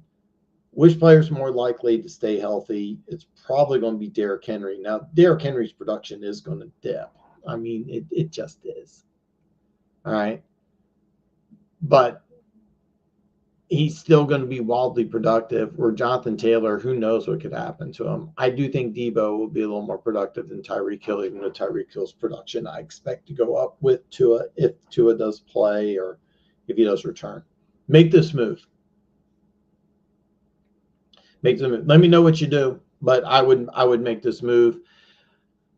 And I would start both Henry and Debo. Keep in mind, keep an eye out on Debo on the injury report. He may or may not play, but against Dallas, I do expect him to play. So let me know. Let me know what you do, Parker. I would do this, though. Yeah.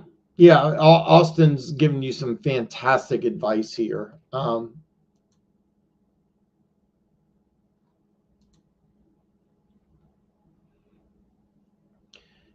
Austin's spitting facts here, man. But yeah, I mean, I would seriously, I like Neighbors quite a bit.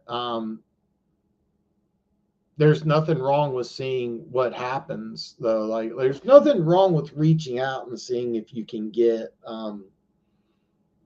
something for him that benefits you. But I mean, I like Neighbors upside, man. I agree with Austin here. Forgot to put Mason as running back. Okay, let me see here. What was the trade? Oh, you got okay. You have Mason. Okay. All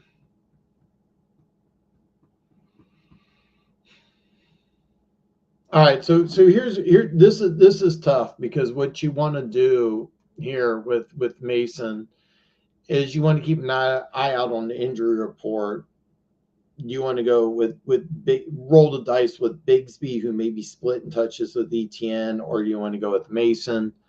I would lean towards Bigsby if ETN is on the injury report at all. If he's listed as doubtful or questionable, I would lean towards Bigsby. Look, you're playing against Green Bay. You got to put up some points. I mean, you got to put up some points. Dallas's defense has been banged up. Micah Parsons doesn't look like he's going to play. I really think that this could be a situation where I noticed against Kansas City they put in Garando, the 4th round rookie out of Louisville. He was getting some touches. If Debo plays, he'll be used in the backfield as well. So, I mean, you have some injury report work that you have to do over the next couple of days. If Debo is out, I would lean towards Mason regardless of what the Jacksonville injury report says. If Debo plays and Etienne's on the injury report, which I think will happen. By the way, if Etienne plays, I don't think he'll play a lot. So the way I would pencil it in is Rachaad White and Bigsby. Keep an eye out on Debo Samuel and his whether he plays or not. And you want to keep an eye on Etienne. I'm not giving you a definite answer, but I feel good about Bigsby and Rachaad White, though. Josh Reynolds shot in the head? Are you serious? Prayers up for... So, KJ, I'm on ESPN. I didn't hear about this. Wow.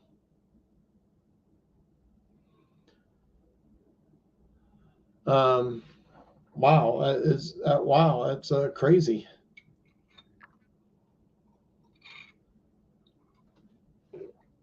Denver Gator!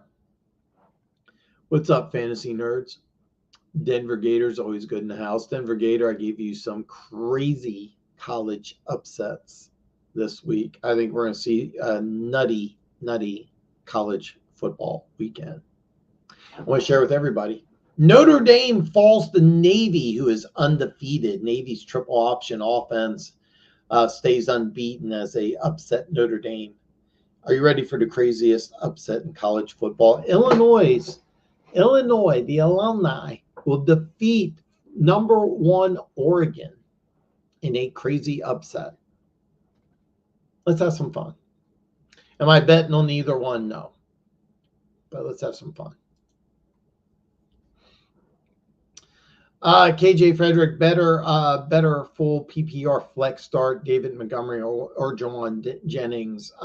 I still think it's David Montgomery. I know that I think Pearsall is going to eat in Jennings' touches. Debo may or may not play. I know Jennings has these games where it's just monster. Look, even though they seem to like Gibbs more than they like Montgomery, Montgomery's still going to get, minimum 10 to 15 touches. Jennings could literally have 2 catches for 20 yards, where Montgomery's definitely going to get 10 to 15 touches. He could get 20 touches. Keep in mind, Tennessee, that's a tough front seven, a tough defense. But I still would go with Montgomery. KJ, I always like a 3-down running back more than a wide receiver in any PPR league. Even though they seem to like Gibbs a little more than Montgomery, Montgomery's still going to get a minimum of 10 to 15 touches. And he could have over 20. Jennings seriously could just barely look at the field. You have no idea. So I would take Montgomery. Houdini, what's up, brother? Dan, hi. Should I flex B-Rob or Hunt? Mooney versus Jacoby. My only dilemma is Bucks not having any wide receiver, which may just change this game to a blowout. This game sport Bucks saw the Bucks winning. I actually still like the Bucks in this game. I really do. Defense is coming back. You're at home. You still got some talent at running back. Antoine Winfield's maybe the best safety in football. Him coming back just by himself, I think leads me to believe that Tampa will win the rubber match. Also, I was so high on Atlanta last week. I I don't know how they lost that badly. Let me just start here. Brian Robinson's interesting, but I really so here's the deal. Chicago's got a really good defense. All right. The Raiders do have a really good front seven, but keep in mind without oh God, without Wilkins, it's different. I think Kareem Hunt's going to have a good game. I really think he's going to have a good game, especially in the PPR league. I think he's going to get some additional catches. I really do, because I think that even though I do think the Chiefs will target DeAndre Hopkins, I think the guy that could really benefit could be Kareem Hunt in the passing game. This could be a week where he gets some additional touches, but I do think he'll score. Kareem Hunt will score this week. Against that Bears defense, I wouldn't bank on it. Now, keep in mind, keep in mind. I mean, with DeAndre Hopkins, maybe the Chiefs go back to being more of a traditional passing team, and Kareem Hunt get some touches taken away from him. That is a possibility, but I would go with Kareem Hunt. You have the better matchup. And I think DeAndre Hopkins could potentially help him out. Go with Kareem Hunt. That to me is a no-brainer. I like Brian Robinson, by the way. All right, Mooney versus Jacoby is a little interesting, because Mooney had a phenomenal game last time these two played, but Antoine Winfield comes back. I don't think the game's going to be near as high scoring, and I'm really disappointed with the way that Atlanta played. I really like Kansas City not only to win, but win big. Because of that, I think that you have no choice but to throw the ball, and that's kind of why I like Jacoby in this game. If it's a close game, then you're going to hate me for passing up Mooney, which last time Mooney played against the Bucs, what was it, like 130 and a couple touchdowns? But I really think that this is going to be an ugly blowout type of game for the Chiefs. I think the Chiefs are just going to destroy the Raiders. If you're not aware, Houdini, the Raiders this offseason put a Chiefs jersey and a little wig on a Kermit the Frog jersey, and it was a 15 jersey, and they go, "I'm a bitch," and Chiefs didn't forget about that. One of your best players is out in Christian Wilkins. Max Crosby is banged up. You have a backup quarterback. That you should have never been benched in the first place. I think it's going to be a blowout. And what do you do when you're in a blowout? You're probably going to throw the ball a little more. So I like Jacoby Myers in this game, and I like Kareem Hunt. I still like the Bucs winning. I do. I really do. I'm not lying. I have ESPN pulled up. I'm sorry, my nose is really itchy. I have no idea why.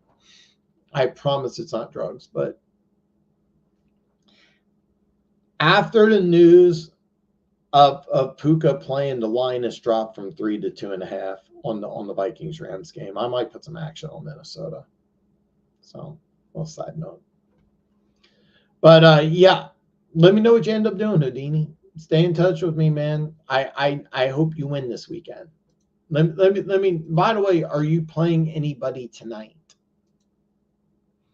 Orion, what's up, my brother? Hey, Dan, I got to start sit decision tonight. Chase Brown or take a risk on the snap count with Puka with the boom potential tonight. I would stick with Chase Brown. I would definitely stick with Chase Brown. This is going to be a fun game, Philly against Cincinnati. I've been saying for a while they need to go with Zach Moss. Zach Moss needs to be a guy, but they like Chase Brown better. Chase Brown's been getting 15 to 20 touches. Puka, you could get 2 touches. You could get 10. Listen, with Chase Brown, even though Philly has a really good defense, you're going to get some production and some points. I would go with Chase Brown. But if you decide to go with Puka, I hope he puts up some monster points for you. Look, I mean, first game back against a really tough defense. I pull for it. I'd rather you not listen to me and win than listen to me and lose. But in my opinion, I would go with Chase Brown. And by the way, if Puka's production, if he does blow up tonight, you have some chance you could sell high. And by the way, if you go with Chase Brown and Puka blows up tonight, I'm sorry. Without knowing everything else in your lineup, but I'm assuming you're starting Chase Brown. I'm assuming it's a flex issue, and between the two, I'd go Chase Brown. To me, it's no question, even with Puka playing. But let me know what you do, man. Of course, I cheer for you. So, God, I'm sorry, my nose is just really bothering me. Bray Rock, man, I don't recognize the name, man, so I apologize for taking so long, but do me a favor, though, hit the subscribe button if you haven't already. I recognize Orion, that's why I didn't ask for you. I recognize you, so I'm assuming you subscribed already. If you didn't, please do, but I'm pretty sure you have. Should I trade DK Swift and Puka for JJ and Kenneth Walker? That is a great question. So DK Metcalf has been productive, and he's been steady, which is kind of rare. Now, depending on how long you've been listening, you've heard me, like, this is maybe the best receiver in football. If you want to argue CeeDee Lamb or Jamar Chase, sure, but I just because anybody, I have CeeDee Lamb rated slightly higher as far as PPR. Okay. Kenneth Walker, when he plays, he puts up monster numbers. I love DeAndre Swift, so that's a tough one. With Puka, you have no idea. Are you getting one of the 10 best receivers in football? Or are you getting a guy that's not going to do anything? That's a tough one, man. That's a real tough one. I wish I had a good answer for you. I don't like 3-for-2 trades, especially when you're giving up 2 potential number 1 receivers. But another thing is I really like DeAndre Swift. I was upset with Chicago. They weren't really using him. I think they figured it out, and they were going to use Swift more. When Kenneth Walker plays and he's not hurt, he's as good as it gets, wildly productive. I want to say he had a great game last week. He's on the injury report again. Didn't take part in today's practice with a injury or illness. 2 touchdowns, 16 touches.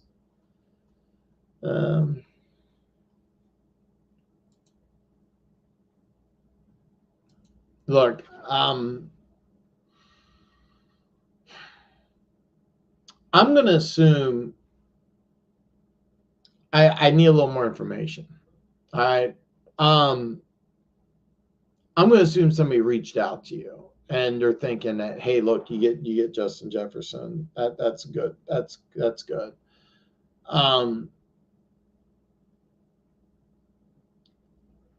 I like Swift a little more than Walker, barely, but you're ultimately getting a push. I mean, you're banking on Walker staying healthy. If Walker stays healthy, then you're fine. Lions fans will tell you that Swift had some problems with injuries, but with Philly, I don't think that was the case. I don't know why he was being not utilized correctly earlier with Chicago.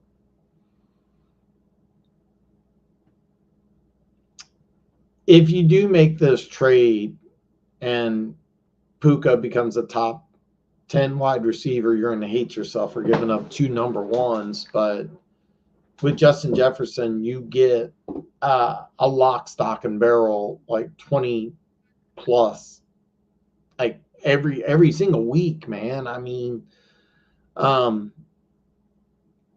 another thing is that except for the Bears, there's I'm not sold on the Lions secondary. I'm not sold on Green Bay secondary.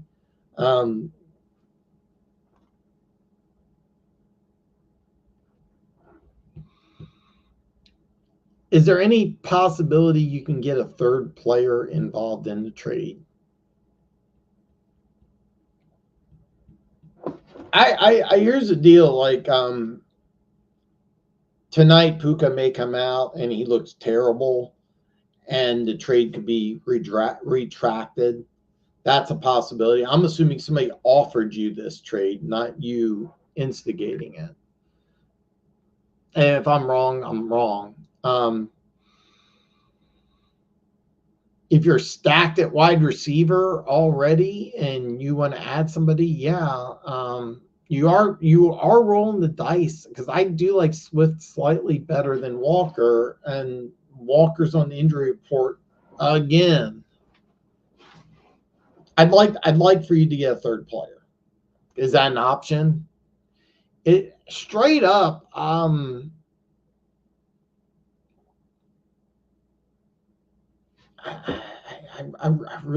hate to give you an open-ended, BS answer, because you waited a while. Can you send me more information? 2 questions. Number 1, can you get a third player, 3 for 3? Question number 2 is, like, what's your receiving room look like? Can you send me your roster? I'm going to go on a commercial break. When I come back, I am answering all your questions. I'm not leaving until I answer every single question. But before I give you a yes or no, I'm leaning towards no, if I'm being honest with you, but I need some more information. But I would like you to get a third person. If that's not an option, what's your roster look like? And because depending on what your roster looks like, Justin Jefferson may be able to win you your league, and you are rolling the dice with Kenneth Walker. So I'm going to take a commercial break. Send me that information and let me know what you end up doing.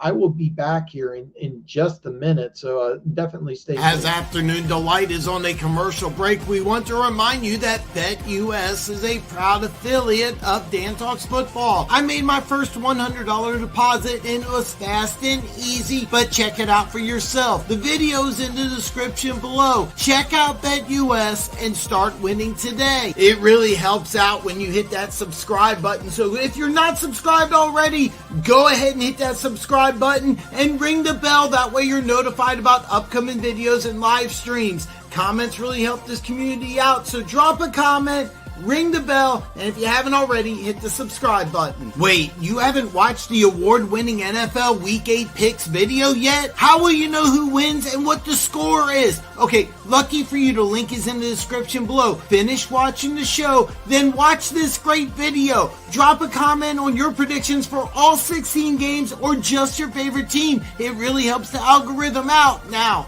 back to the show.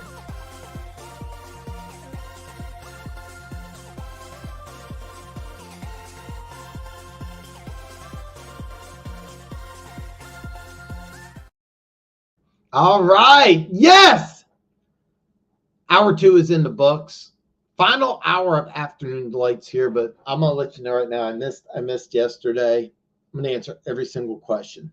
No questions going unanswered today.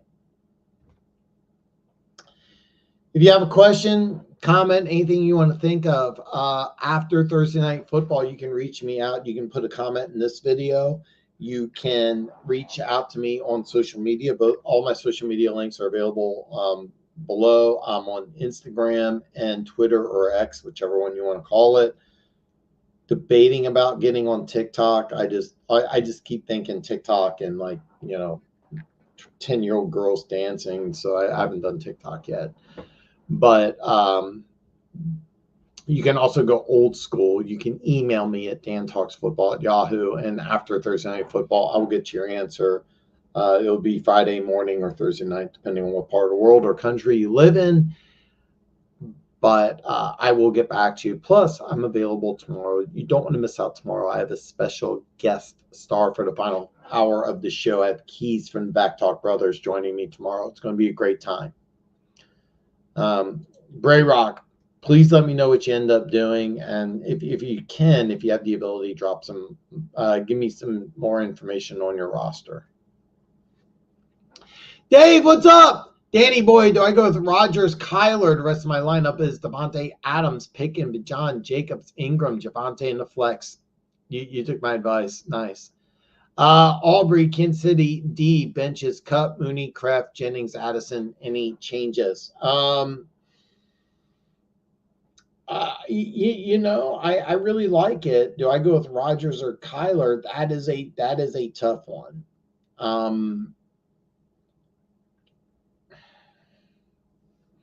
I kind of like the double dip of Rodgers and Adams against New England. Keep in mind, I have no confidence in Miami's defense. So you're asking a really tough question at quarterback. I have no confidence that. By the way, as I'm watching this, I have ESPN pulled up. The point spread just jumped up 0.5 point with Miami and Tua. With Kyler Murray, you could have that game. That is unbelievable. But I would still go with Rodgers. I mean, if you're starting Devontae Adams, why not have Rodgers in double dip? The best part is if you do that, and even if it doesn't work out, you still got Pickens that can save you on Monday night. I do think he's going to have a good game. But John Robinson, he could have a good game. I think the Bucs defense is going to be a lot tougher than it was last time these two played. I love Javonte. This week, so I'm glad you took my advice. I can't see defense against a backup quarterback, even though Minshew should have, never been benched in the first place. Josh Jacobs, I think will have a monster game. And I also think Ingram could have a good game. I think you're in good shape. I would go with Rodgers, and I would stay as is. There is a chance Addison has a good game tonight, but I mean, I wouldn't bench Pickens or Adams. So you have other flex options? Yeah, if that's the case, if I remember correctly, I have to where was that trade? Yeah. Make your trade. Yeah, make that move then. Yeah. Should I drop Chase McGolfton for Will Lutz? You know what? I recognize the name. I'm just drawing a blank. A Denver kicker. What's McLaughlin been doing?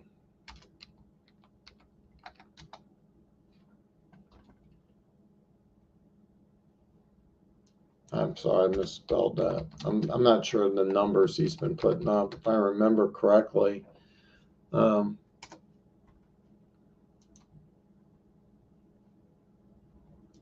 if I remember correctly, he's the 49ers kicker. And I could be wrong there. I'm just drawing a blank. I apologize.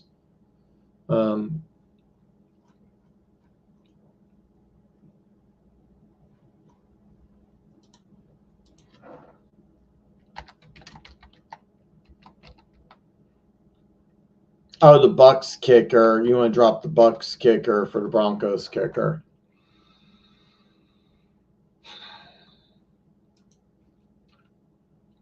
All right, so this is a great question. I love this because here's what you're doing, Jose, and I love this, by the way. Do you want to go with a kicker that's going to get you guaranteed points each week on a high-powered offense, or do you want to go with a kicker, even though you're in the AFC West? Now, there's bad weather in Denver, but you have the thin air, so you have the potential for longer field goals. Kansas City's a bad weather place. You have some questions, but you have a really good defense and an offense that's I'll be honest, struggling. So do you go with that move? I like going with Lutz personally, and I've always been a fan of teams that have bad or struggling offenses. I'm always a fan of going with that route over a team with a high-powered offense because you're more likely, you're getting touchdowns, which you're only getting extra points versus field goals. I would do this. The thin air in Denver, it's a real thing. You're going to get a lot of production. Keep in mind, there's going to be games where like McLaughlin, the Bucks kicker, is going to get like 10, 15 points. I think you're much more likely to score with Lutz. You are going to have some weather issues. You do want to keep tabs of that. Keep in mind this week's not going to be one of them, but the next 2 weeks at Baltimore, at Kansas City, you could have. By the way, in the NFL, if you're not aware, they can kick in rain, they can kick in snow. That's not a problem. It's high winds. That's the only thing you got to worry about, and that's really what you got to focus on. Any game that you have an excessive 20-mile-an-hour wind, Baltimore and Kansas City in next 2 weeks, you could have that. I haven't checked the weather report in Denver, but I believe it's okay. You may want to do that before you make the move, but you play Atlanta at home. Any of the home games, you could have potential win. Snow's not a problem. A lot of people feel like in the snow game, people panic. They want to bet the under. They want to bench their kicker. No, snow's never a problem. It's always wind. They play at Cincinnati late in the year. That could be a problem. But yeah, I would do it. I would make this move. I think you'll do well. Let me know what you end up doing. Austin, no, I declined in being multiple fantasy football leagues this year because when I am playing in fantasy football, I focus more on the players that I have, prop bets that I make rather than the games. And one of the things that I've always liked doing when I first started this channel, I wanted to give betting advice. I decided I would kind of branch out and try giving some fantasy football advice because I pay attention to the teams. When I watch football, I pay attention to the offensive and defensive lines more than I pay attention to the skill position players. It's one thing that I do that a lot of other people don't. When I play fantasy football, I focus less on the lines and I focus more on the players that I have or don't have. I also watch games on DVR. I will skip sequences because I want to know what I do. So no, I don't. Keep in mind, I haven't done any prop betting this year, but there is a possibility that I would do that. I might actually put some action right after the live stream on Minnesota. I'm going to check Bet US. I'm an affiliate. I made a $100 deposit earlier this year. I put that video down below. You can watch for yourself. As of right now, I think it's 269. I've turned 100 into 269. That's not bad. Now, part of that was a $25 free bet that I won, which added $50 to my account. Plus, I got a 20% bonus. If you're looking at that video, the thumbnail say 125. That 125% bonus is a 25% bonus on the casino. They have a 20% bonus where you can just take 20% up to $2,500. Anyway, so I have a $20 bonus and then a $25 free bet, so that's an additional $70 into that 269, but I've taken 100, almost doubled it on my own. To answer your question, no, not this year. It's bad because I'm giving you advice. I'm not even in it myself. When I first started this channel, I would say, hey, the reason why you won't listen to my betting advice is because I'm making the bets myself. And I'm doing the polar opposite now. And I feel a little guilty about that. But when I offer my advice and my knowledge and I hope people win, that's the best thing in the world. Hopefully you're not offended by that. And if I did, it's the last thing I want to do. It's just I have an extensive knowledge of football. It's the only thing I do. I don't know what's going on in basketball, baseball, hockey, tennis. I literally follow football 365. That's it. 365 days a year, whether it's watching old school football. Right after the season's over, this becomes draft central, and I'll be doing mock drafts on a weekly basis. I follow a lot of these players from college. Some of these guys I've been following since high school. I was aware of Bryce Young when he was at it's one of the. There's actually on my DVR Bryce Young versus DJ Funk calls him Ukulele going against each other in the California State High School Championship. So like some of the major high schools in Texas I'll follow. The name of the high school Bryce Young went to has produced a lot of NFL players. I'm drawing a complete blank on what it is. But yeah, I'm not in any fancy football leagues this year. Hopefully it's not ended. I just saw it just reported on ESPN. God, that is unbelievable. Unbelievable. Yeah, I think he's okay. Alec, what's up, my brother? Big one here, half PPR. Not sure to start at my wide receiver, 2 tight end. Not sure to start at my wide receiver number 2 tight end in flex. I got Kittle, Njoku, Debo, Dell, Smith, BTJ, and Madison. Okay, well let's start with Kittle and Brian Thomas Jr. You got to start Brian Thomas Jr. in my opinion. Now, I could argue Debo. He's on the injury report. I wouldn't blame you if you did. Would not blame you if you did at all. Could have more production, more upside. Look, you're playing against Green Bay. You're at home. It was funny. Me and Keaton did videos. We both predicted New England would beat Jacksonville, and both of us predicted that Doug Peterson would get fired. You're in order to beat Green Bay, you're not going to win a 10-7 game. You'll probably have to score 27 at least to win that game. Who's your number 1 receiver? It's Brian Thomas Jr. So that would be my wide receiver number 2 over Debo. Okay. Kittle is your guy.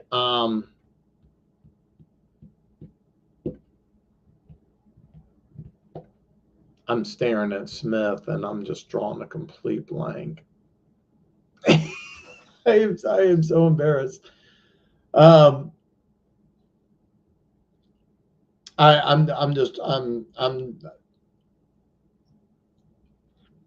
so embarrassed. I'm looking at Smith, and the only thing I'm thinking of is Raquan Smith. I have no idea why I'm doing that.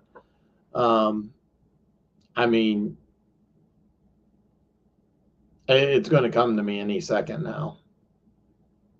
I am so embarrassed. I am so embarrassed. Because it is just I'm just sitting here and I'm just like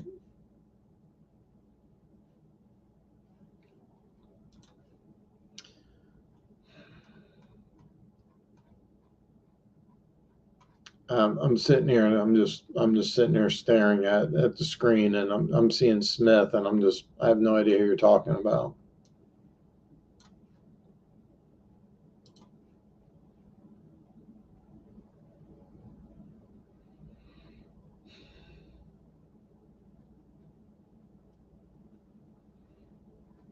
It's actually just driving me up the wall. All right, let's start with tight end. Go with Kittle over Njoku. With Winston, you could have monster numbers. Devontae Smith, I'm thinking. All right. I'm going to go with Devontae Smith. It's funny. Like I'm seeing Smith, and the only thing that's sticking in my head is that 0. So, I'm Devontae Smith's what I'm thinking. Okay, Kittle. You want to go Brian Thomas Jr. Now you're a flex. I'm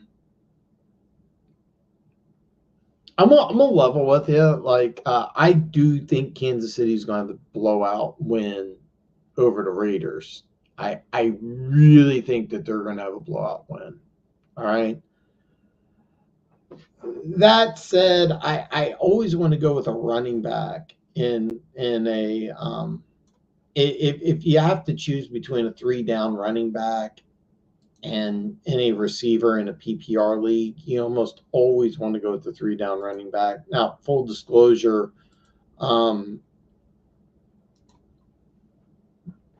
he may not do much against the Chiefs. Chiefs running backs have Chiefs against running backs have not done much.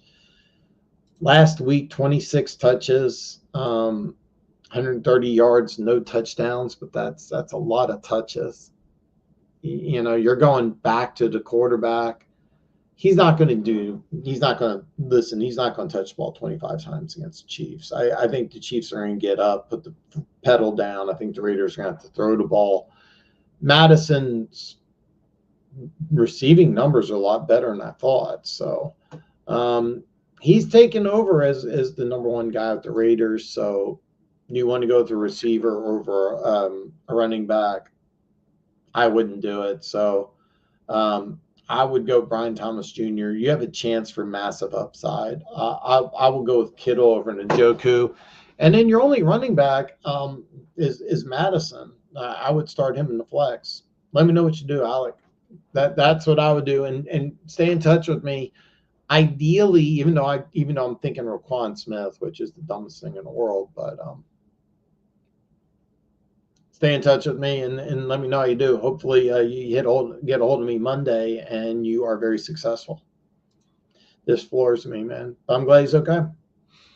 Drop Geno for Sam Darnold. God, J-Tube, that's a tough one, man. I've never been a Geno Smith fan. Never been a Geno Smith fan. You're dealing with a new offense there that's been productive. And Geno's been putting up some numbers. I mean, he's thrown some interceptions. They do have some offensive line issues. I like the way Darnold's playing. I'm going to level with you, man. Coming out of college, I was as anti-Geno Smith as you get. Now, keep in mind, this was the 2013 draft, which 2 years ago, Cam Newton was the number one pick. Last year, and Andrew Luck was the number one pick. And the Chiefs picked number one, my Chiefs, and there's no quarterback. And a lot of Chiefs fans wanted Geno Smith. I was anti-Geno Smith. He didn't even get drafted till the second round. I remember Geno Smith just throwing a temper tantrum, losing at Virginia or West Virginia, and I've been sour on him ever since. I loved Sam Darnold coming out of USC. I liked him more than Josh Allen. I liked him more than Lamar Jackson, and I've been wrong so far. Baker Mayfield, liked him more than all those guys. I really thought that he was, going to a bad situation, but he's in a good situation now. Look, DK Metcalf, unlimited potential, but is he as good as Justin Jefferson? No. Jackson Smith and Jigba and Tyler Lockett may be better than Jordan Addison, but I just look, man, you're getting a Pro Bowl caliber tight end coming back. I like their defense a lot more than I like Seattle's, which benefits Geno. I'm going to level with you. I would do this, but there's a lot of other factors that go beyond looking at the statistical data from this year. This has to go with back when I was in love with Darnold coming out of USC. I didn't like Geno Smith over a decade ago at West Virginia. So I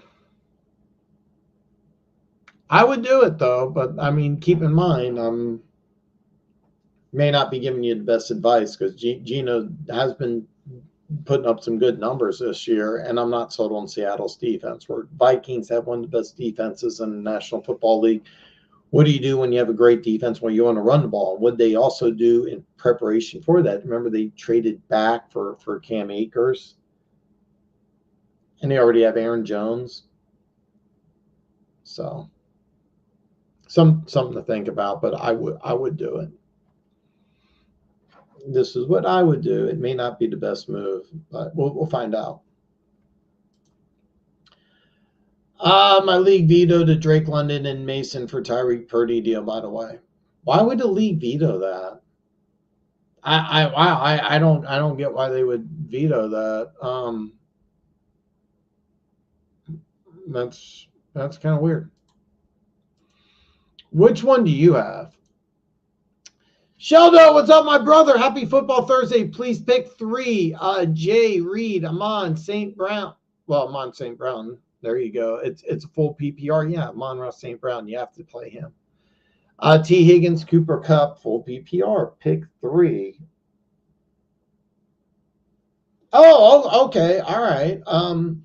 Look, I mean, I'm gonna level with you. This to me is pretty easy. I would put Jalen Reed on the side. You never know if you're getting 2 or 10.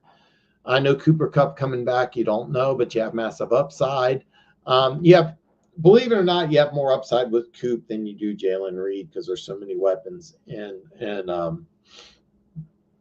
Green Bay. I could also see a situation where Green Bay gets up big and just leans on the running game. But Amon-Ra and T. Higgins, I think you have to play. The question is Jalen Reed or Kupp.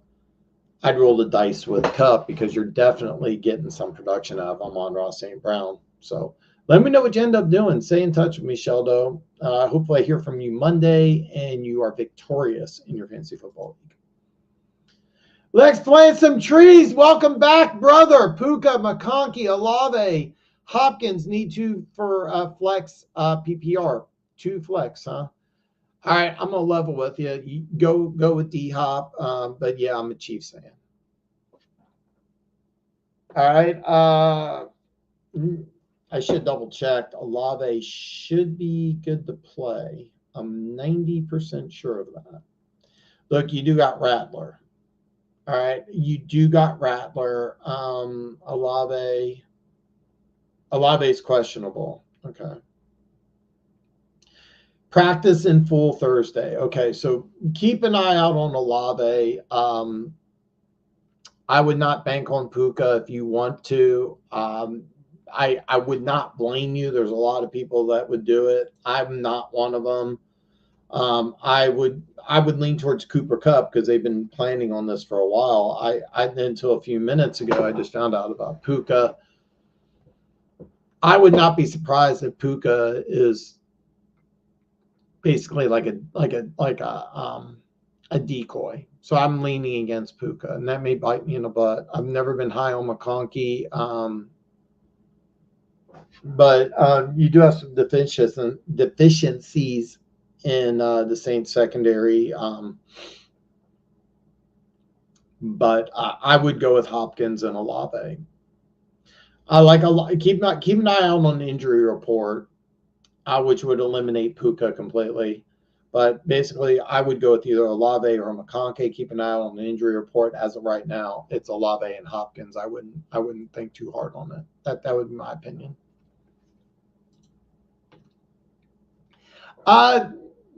Gurjot Singh. Hopefully, I'm getting the name right, man. I apologize if I'm not. I'm sorry it's taken so long for me to get to you. Should I trade Travis Kelce for Waddle? I already have Njoku. Well, Njoku's value is kind of unknown. Keep in mind, you're playing musical quarterbacks there. I think they're going to roll with Winston, and I think Njoku's value is going to go up.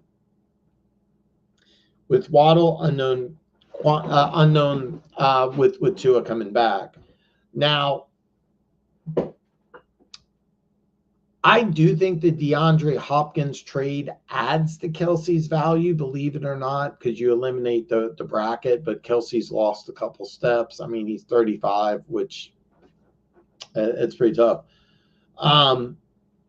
If you have the option, can you hold off for 1 week? If you have the option, can you hold off?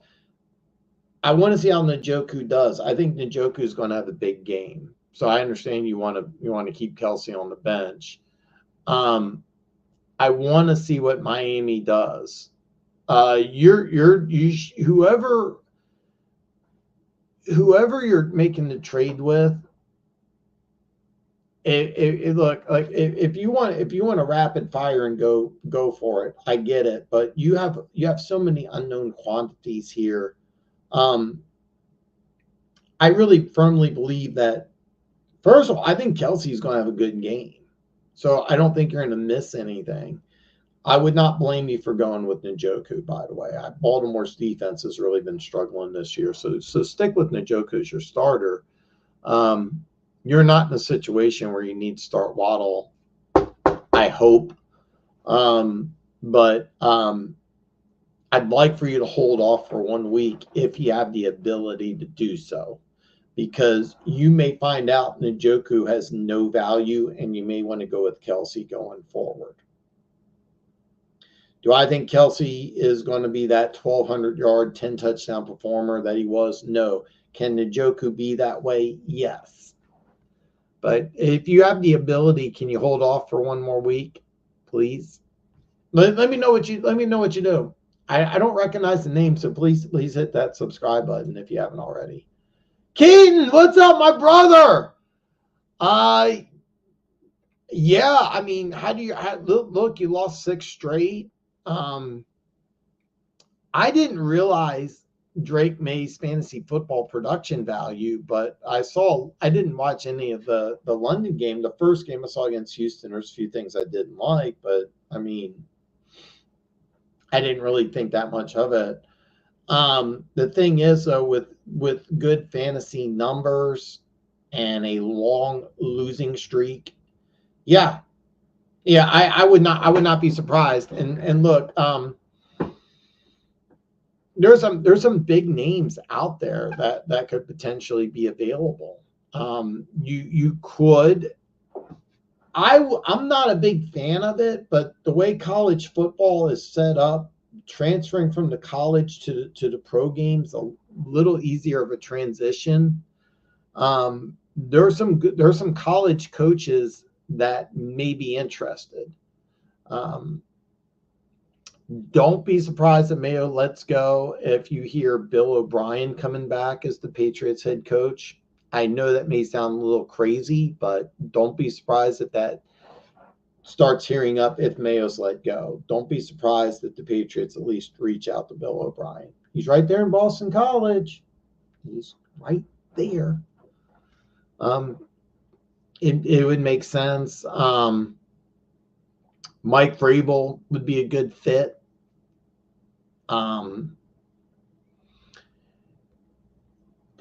I know you wouldn't like this, but it makes a lot of sense. If Brian Dable's fired by the Giants, you take Brian Dable, put him on the Patriots, look at the success that he had with Josh Allen. You have a similar type person in Drake May. Remember, the Vikings were trying to do everything to get Drake May in the first place, so the offensive coordinator and quarterback coach could both move over. I'm drawing a blank on the Vikings owner. He does a good job. There's not too many owners that'd be willing to pay their assistants more, but I see Kraft offering Chandler and the quarterback's coach, who coached Drake May in high school, a lot more money for the same position, possibly, but more than likely you would see Wes Chandler. I'm sorry, his name's not Wes Chandler. It's Wes something. I'm forgetting. Take over as head coach, yeah. Look, man, you can't win. You go on a 6-game losing streak, and it's your first year as the head coach. Yeah, you're on the hot seat, especially when you don't have any coaching experience and you're part of a franchise that's won 7 Super Bowls. Yeah, I can see it happening. It wouldn't surprise me one bit. I'm gonna level with you. If things don't get turned around, your bye's week 13. Let me double check. Week 14.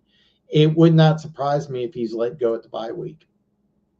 I know that sounds nuts, but I can see them making a move week 14. Just, hey, we're gonna let you go, and then we're gonna spend the next several weeks of the regular season evaluating potential candidates. So. War Eagle 20178. I would go with Scary Terry, even with the backup quarterback. I have no confidence Puka is going to be worth a start tonight. You tell me what you do, man. But I by the way, love the name. If you haven't already, hit the subscribe button. But same thing with franchise. I have no confidence Puka is going to be wildly productive. I actually think it's more of a publicity promo stunt. Keep in mind, these two head coaches, Kevin O'Connell came directly from the Rams. I think it's more of a hey, we're trying to confuse the defense. I don't think Puka's going to be playing a lot tonight. The Smitty, welcome back, brother. Do I start Stafford since Kupp and Puka are playing? I'm in a 2-quarterback league. I would start Stafford. I don't know what your other options are, but I would start Stafford, even though the Vikings have a really, really, really, really good defense.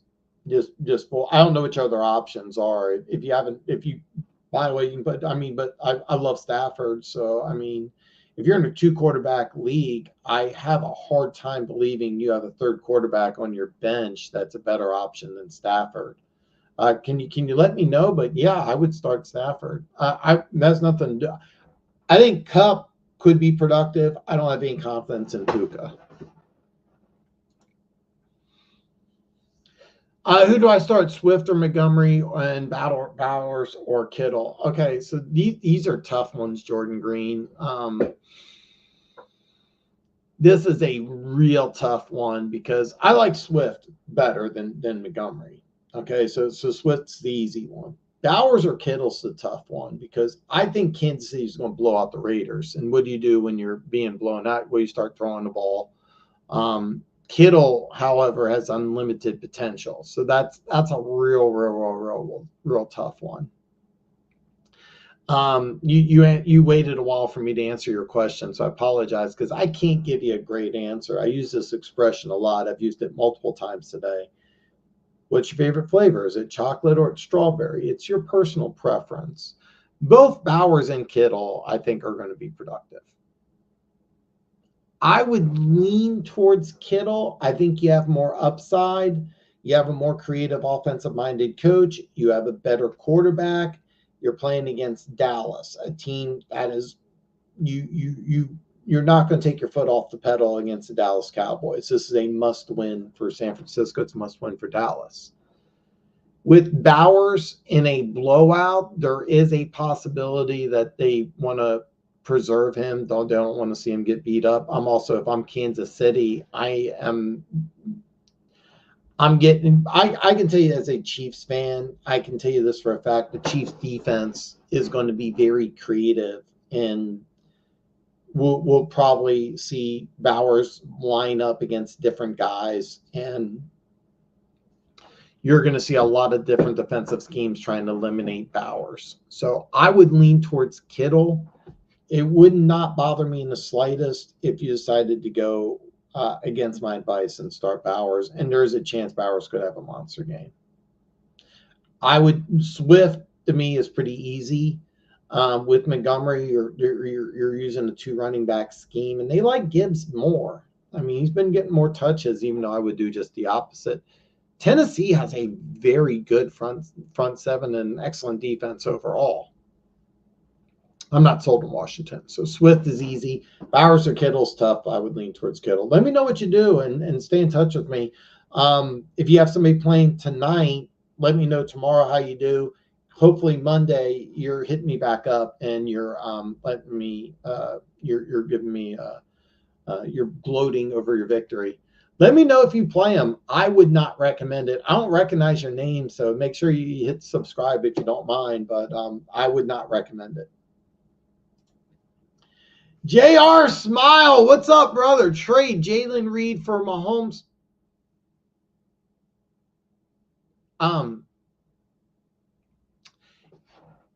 You can get Ingram and Mahomes for Jaden Reed. Yes, 100%. That this is an absolute no-brainer.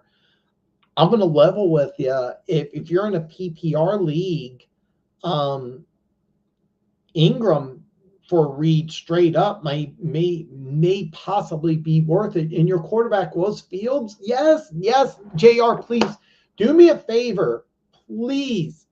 Please make this trade. Can you let me know today? Let me know today if you make this trade. Do make this trade. Are you going to play Cup tonight?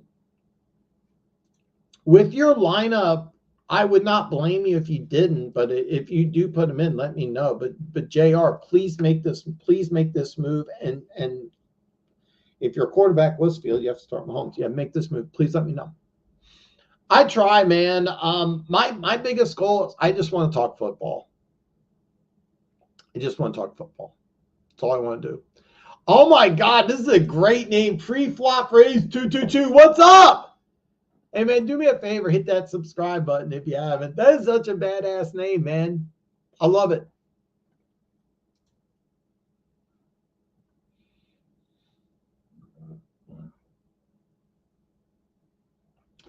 I'm always a fan of a 3-down back more than a receiver. I really think, look, I don't do lists or guides, and it's a trade issue, but if I was going to say top 10 receivers to play, Brian Thomas Jr. is in there. Look, you're playing against Green Bay, a team with a secondary issue. They're going to score a lot of points. There's not too many receivers I would start over Brian Thomas Jr., but I always like a 3-down back. I do think Kareem Hunt's going to have a good game. I'm telling you this, though, Brian Thomas Jr. I really think going to have a good game. I remember your lineup, or God, you have a good lineup, and I remember you're doing well, but there's a good chance Brian Thomas Jr. has a really good game.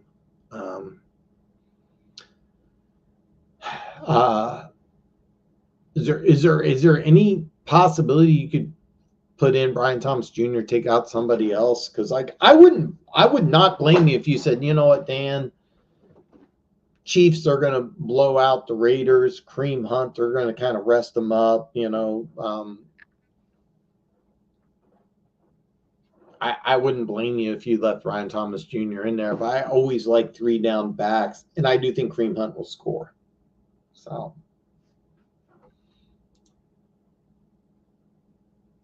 I don't know why. I feel I am so embarrassed, Alec. I am so embarrassed because you had Smith in there, so I'm so sorry. I should have known better. No excuse. I dropped the ball, man. I still wouldn't. I want to make sure I answer everybody's question, but he's not somebody I would recommend starting. I'll stick with my original answer, but sorry about that. By the way, JR, please do this, and let me know if you can do this. Pick one to start: Puka, DK, if he plays, Jaden McMillian or Jawan Jennings. DK definitely. I would not recommend. I'm anti Puka this week. Anti-Puka this week only. I love his story. I love his game. I really don't think. I think it's more of a, we're just going to mess with Minnesota. I think he may get into the lineup. I don't think he's really going to be productive. I really don't. Hopefully I'm wrong, but I don't think he's going to do much. So DK definitely. Now, if it comes down to McMillan or Jennings, you have some bad options there. It's personal preference, but I'd probably go with Jennings over McMillan, but definitely DK. I wouldn't bank on Puka at all. Next week's a different story. This week, no. Gretzky, same situation. Your choice is Flowers and Waddle. You have a lot of unknowns with Waddle. Now, keep in mind with Flowers, you don't know what they're going to do. You really, really don't know what they're going to do. And Cleveland's defense is really good, but they've been getting Flowers a little more involved, so I would go with Flowers. If Etienne doesn't play, is there any logic playing Bigsby over Taylor? LOL, Taylor really struggled against the Texans first week of the season, which is my only concern. There's a lot of logic in there. Matter of fact, as much as I love Jonathan Taylor, I might do it because not only do you have a better matchup, keep an eye out on the injury report. This is what I would do. This is honestly what I would do, because I'm going to tell you, if I'm the Houston Texans, I'm stacking 8 in the box, and I'm playing zero coverage, which means that, like, I'm playing tight man-to-man, and to tell you the truth, you actually don't want to do that because you have you could do that. You can play zero coverage, have a spy. Normally you don't want to play zero coverage because the defensive backs have their back towards the quarterback. If I'm Houston, I am forcing Anthony Richardson to throw the ball to beat me, which I don't think he can do. Jonathan Taylor coming back against the Texans defense that is going to key off on him makes a lot of sense. The Green Bay's defense is not that good. They're going to put up a lot of points against a bad Jacksonville offense. So I think that they're going to need some points. A bigger running back is I think Bigsby scores. So I would not be surprised if Bigsby has a better game than Taylor, even if Etienne plays. But if Etienne doesn't play, I would start Bigsby over Taylor. I can't believe I'm saying that because I have a massive man crush on Taylor. But the Houston Texans have a really good defense, and they have the ability. I'm the Houston Texans. I'm playing the Colts. As long as Flacco is not playing, I just load the box up, and I force Richardson to beat me by throwing the ball. And I've not seen the ability for him to do that. I think they got very lucky against Miami. Very lucky. That won't happen against Houston. So, yeah, I would probably go with Bigsby if Etienne doesn't play. If Etienne does play, I think Bigsby might be the better matchup this week. Might.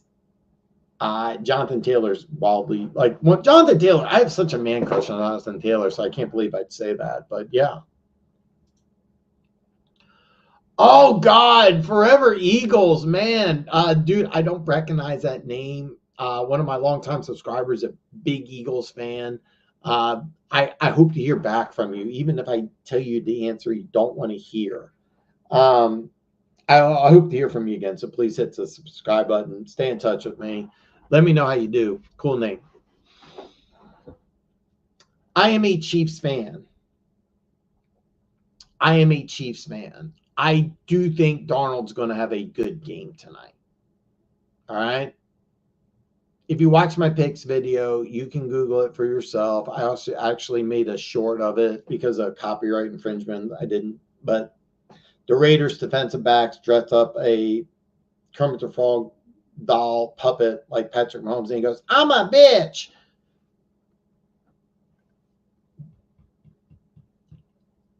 I normally don't buy into revenge games, but yeah, I would lean towards Mahomes for that reason alone. If you don't take my advice, listen, I don't recognize you, so I'm going to say the same thing I've said before, just in case you never heard it. I'd rather you not take my advice and win than take my advice and lose. I would lean towards Mahomes this week. I do think Darnold's going to put up some points. I would lean towards Mahomes. If you are more look, Mahomes has the higher ceiling tonight or this week, and Darnold has the higher floor. If you're depending on a lot of things on your league, but yeah, go with Mahomes. Let me know what you do, man. Stay in touch with me, please. And I hope to hear from you Monday, and I hope you're gloating over how much you won. If Jalen Reed is out there, I saw Wendell or Roma Duze. I would lean towards Roma Duze, and you have a lot of other options. With Reed, you never know. Roma Duze could be wildly productive. I mean, if Keenan Allen's there, I think Swift's going to have a good game. DJ Moore's wide receiver number 1. Here's the deal. I mean, they're going to force feed Neighbors, but here's the deal. The Steelers' defense is really good. Could Wendell get a garbage touchdown? Yeah, I would go with Roma Duze. I might go Roma Duze anyway, but that's up to you, iTag. That's up to you. But yeah, the answer to your question would be Roma Duze. Z Money, it's either 15 or XV, man. That's a cool name. I don't recognize it. Make sure you hit the subscribe button, and I hope to hear from you, man. Start 2 wide receivers, Wilson, D-Hop, Puka, and start 2 running backs, Nick Chubb, JT, and Cook. I also need 1 flex. Okay, I always recommend going with the running backs as a flex. You just heard me say I don't think Jonathan Taylor is going to have a good game. Wildly productive, and look, this is to me very easy. You go with Wilson, you go D-Hop. I have no faith Puka's really going to do a lot. Always go with a flex as a running back if you're in a PPR league. And all these 3 guys are. I'll be honest with you. I'm not sure about Cook's production. Chubb could have a monster game, by the way, against a Ravens defense that's not there. But I'm not sure he's 100% yet. I don't like the Jonathan Taylor matchup against a good Texans defense with Anthony Richardson's quarterback, but I have no confidence Puka's really going to do a lot. So Wilson and D-Hop, Chubb, JT, and it doesn't really matter, but start your 3 running backs. Z Money, let me know what you do, man. And if you do not listen to my advice and you start Puka, let me know how you do. You have some good options at running back. Best of luck. I hope to hear back from you, and I hope you come in on Monday and do a little bit of gloating and celebrating. I'd go Daubs if you have that option, that's always available. I mean, the one thing about this could be the week Christian Watson blows up. You never know, but I mean, I have no faith in Jacksonville's defense at all. I'm really happy about D-Hop since you're a Chiefs fan. I'm more surprised than anything else. I really thought he would end up in Tampa. I'm kind of surprised the Chiefs are able to get him, and Tampa or the Saints. I mean, the Saints, they're 2-5, but I really thought Tampa would be more apt to match or beat that deal. Do I like it? Absolutely. DeAndre Hopkins was part of that Texans team that jumped out to a 24-0 lead against the Chiefs in the playoffs. Chiefs won that game 51-31. That Chiefs team, that was the year the first year the Chiefs won their Super Bowl. I normally think that there's not a lot of guys that I think are really like trying to get a ring. DeAndre Hopkins is one of them because I think he's a Hall of Fame player. He gets a ring. He knows he's a lock for Camden. He's made a lot of money in his career. I think money's a motivating factor, but I do like it. I really do. And I think this week without Juju Smith-Schuster, I think he'll be productive. I seriously expect him to score against the Raiders. I really do. Ravens Show Yo. Oh, what a cool name, man. I don't recognize you, so please hit the subscribe if you haven't already. Full PPR flex 2. Higgins versus Philly, Hunt versus Vegas, Debo versus Dallas, Puka versus Minnesota. Okay, so I'm gonna stop right there. I'm not high on Puka. Just full disclosure, I'll eat some crow if I have to. Pickens versus the G-Men. Who should I pick? AJB, Tyreek, A-Chain, Monty, or my other starter locks. If Tyreek. By the way, I fully expect Tyreek to play.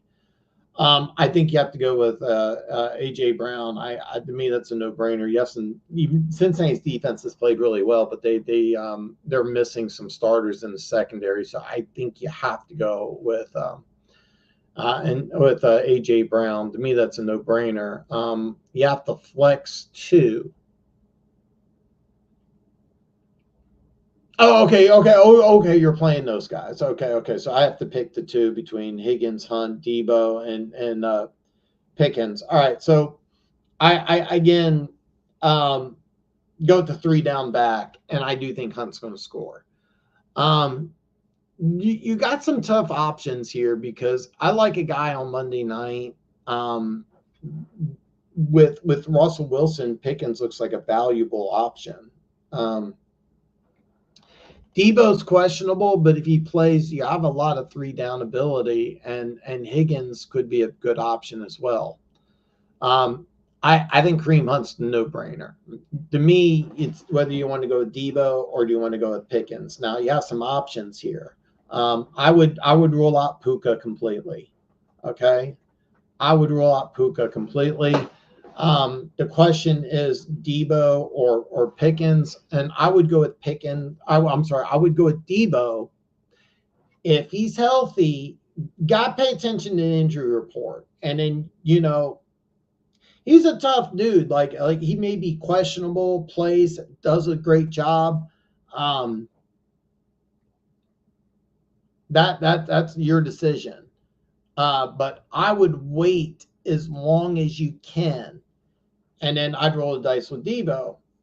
Now, if he doesn't play, you just go with Pickens on Monday night, and you're fine. And I Pickens could have a good game. If you wanted to go with Higgins instead, I wouldn't blame you. He's been doing really solid. He's been doing really solid. I like Philly's defense. That's why I'm kind of thinking that he should be option number 4. I would have Hunt as 1, Debo as 2, Pickens as 3, Higgins as 4, Puka would be 5. That's how I would do it. Debo plays. I would go with him because you get some options as the running back as well. And you're gonna have to put up some points against Dallas. You're gonna have to put up some points against Dallas. Pittsburgh against New York, that could be a 31-10 game, and Pickens is doing what I'm doing after like the third quarter. So that's kind of something I'm kind of worried about. But with Russell Wilson, you may get you got some additional deep ball potential there. That's why I'm really high on Pickens going forward. Ravens show stay in touch with me. You got a good team, man. If Tyreek Hill comes back and you got AJ Brown, you got some players, man. This is a good team. I really like it. And if I'm wrong about Puka, then you're in really great shape going forward. You also have some great trade opportunities. So stay in touch with me. Let me know what you do, and I hope to hear back from you Monday. This is a good team, so I'm expecting big things from you. I hope I hear you back Monday gloating about how bad you won and not even worrying about Monday night. We'll see. Stay in touch with me. Let me know. Should I start Addison or JSN or Hopkins? All right, Carter, I got to wrap up in the next few minutes, but I'm answering every single question. I got to start rapid firing some of these. I can't give you a great clear-cut answer, so without the rest of your lineup, here's kind of what I'm thinking. Addison's the most likely to get you to guaranteed points. If you're projected to lose, I would roll the dice with either JSN or Hopkins. You're projected to win, get those steady points that you're going to get with Addison. And I do think you're going to get some points with Addison. Like, that's a lock. JSN, you're going against a tough Bills defense. DK Metcalf's been the number one receiver, and that's been pretty consistent. So with JSN, you have no idea what you're getting. I mean, you could get 100 yards and a touchdown. You could get 20 yards. You have no idea. I am a Chiefs fan. I 100% believe Hopkins will get some targets. I think he's going to score. I think the Chiefs are going to do what they can to get him involved heavily in the offense with no Juju Smith-Schuster. Now, next week, it's a little different because I think Juju will be back. Since when Juju comes back, he's a viable option. I'm not sure which one to like better. You're rolling the dice with Hopkins, okay? Let's be very clear. I mean, but if I remember right, when he first signed with Tennessee, like I think his first game, he had a couple touchdowns like right away. Remember he signed with Arizona and was just wildly productive right away. I think he was also productive at Tennessee. I could be making stuff up, but I do believe you're talking to a Chiefs fan. I think he's going to be productive right away against the Raiders. I believe that. So if you're in a situation where you just need that steady production, take Addison. Friday, I hope to hear back from you, and you're like, hey, man, I needed some points. I took Addison. I got 15, 20 points. Hey, Dan, I'm going to roll with Hopkins or JSN. I'd lean towards Hopkins. Hey, Dan, I'm going to listen to you. Hopkins is I need points. I'm going to go with Hopkins and bank on the out of these three. I think it's more likely Hopkins is going to score a touchdown. You need a high floor, take Addison. You want a high ceiling, take Hopkins. Let me know what you do, brother.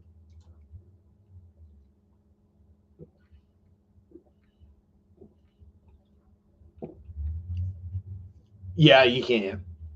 Yeah, go with Hunt. God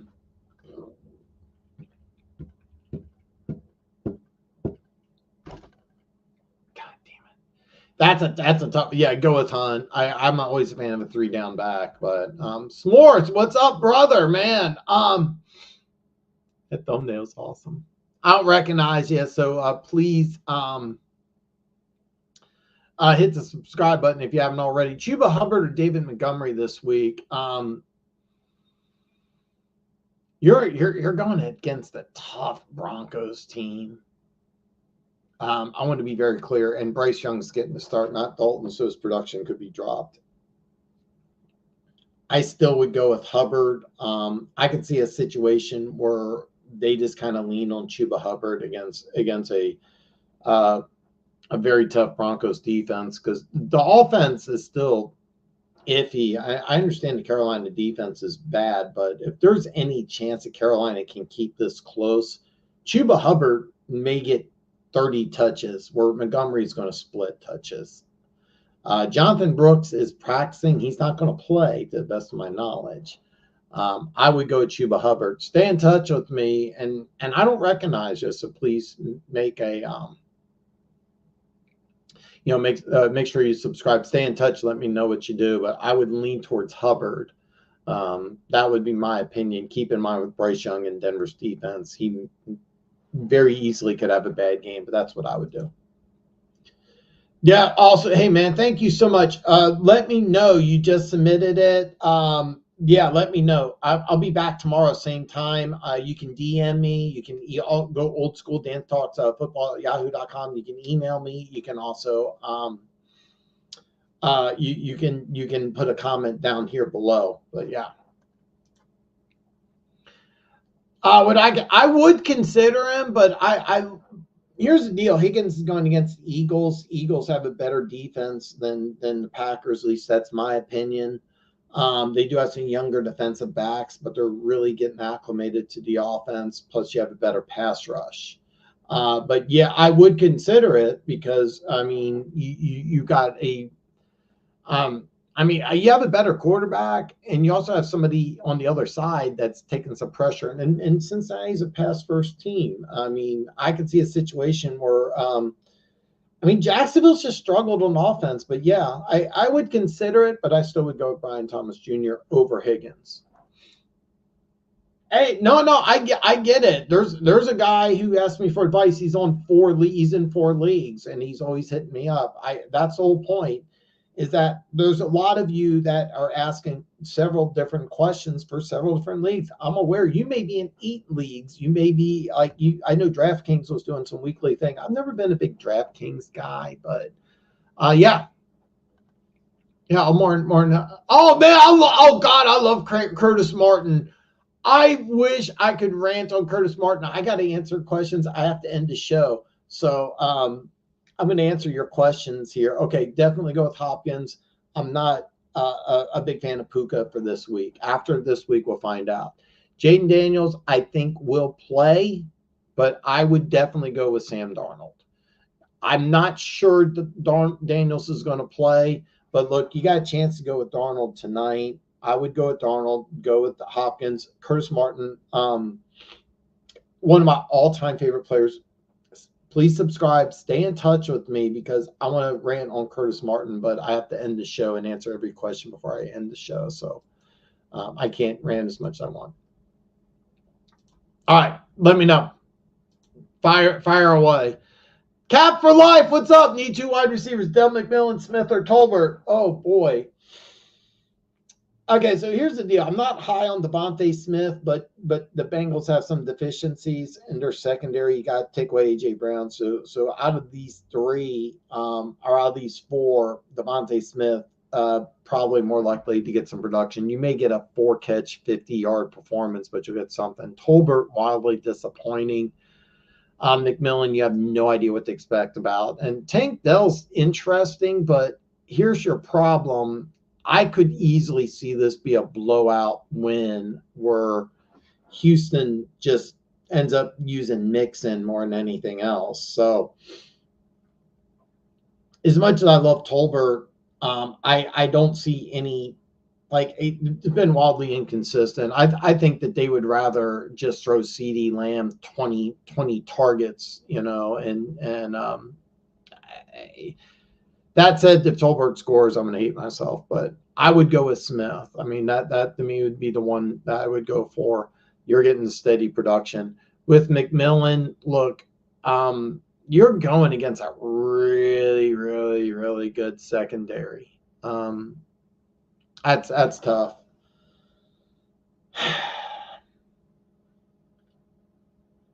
Cap for life. These are bad options. I would go with Smith. Look, there's a good chance you're going to get nothing. There's a good chance you're going to get nothing, but I would go with Dell. Look, the Colts defense is not good, and they've been really bad against the run. It would not surprise me if Mixon ends up with 30 carries. It would not surprise me at all. I just, look, you're going against a bad defense. Who's the best quarterback? And if you want to tell me Dak is better, great. If you want to tell me Baker's having a better season, that's fine. Look, come on, man. You're at home. You got C.J. Stroud. You're playing against a bad defense. If this is close, Dell could have a monster game. So take your steady performance, which you'll get out of Devontae Smith. It could be really small. I mean, you could be looking at 5 to 8 points. Go with some upside with Dell. These aren't good options. I would go with Dell and Smith. And Cap for life, man. Good luck, brother. Stay in touch with me. Let me know how you do. But like these are bad options. That's what I would do. All right, yes. I by the way, like somebody commented that Drake May was putting up some monster numbers fantasy wise. I was not aware he was doing that well in fantasy, but keep in mind you're playing the Jets in a must win. This could be, yeah. I would go with Purdy. Let me know. Running backs locked in, Gibbs and Mixon.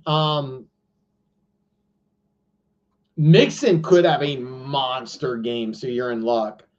I like Gibbs too. I mean, okay, so let's see here.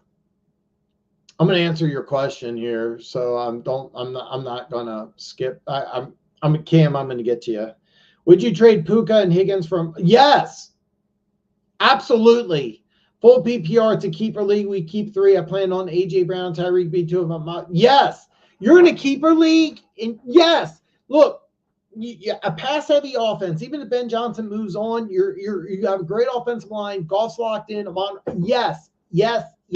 Let me know if you can make this trade, and can you let me know tomorrow? All right, Pickens, Higgins, Reed, and Garrett Wilson. All right.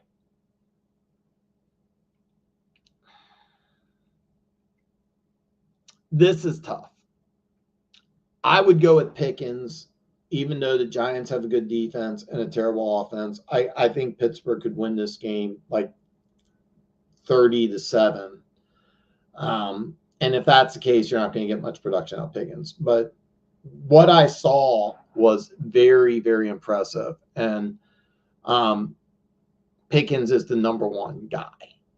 So out of all these receivers, who's the one that's the number 1 guy locked? And that's Pickens. That would be my logic. It's a little more fun playing a guy on Monday night, and you need a win. You're either sweating or ideally you already won and you're just bagging on with Pickens. Pickens is the number 1 guy. He's the only lock and loaded number 1 guy here. Now you have some upside with Higgins, Reed, and Wilson. That's where your problem is.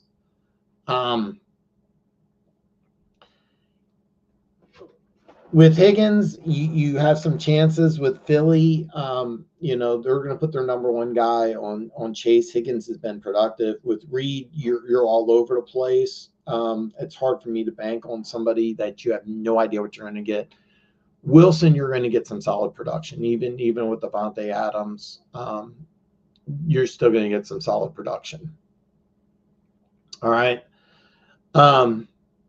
Out of Higgins, Reed, and Wilson, I think you're most likely to have the highest floor with Wilson.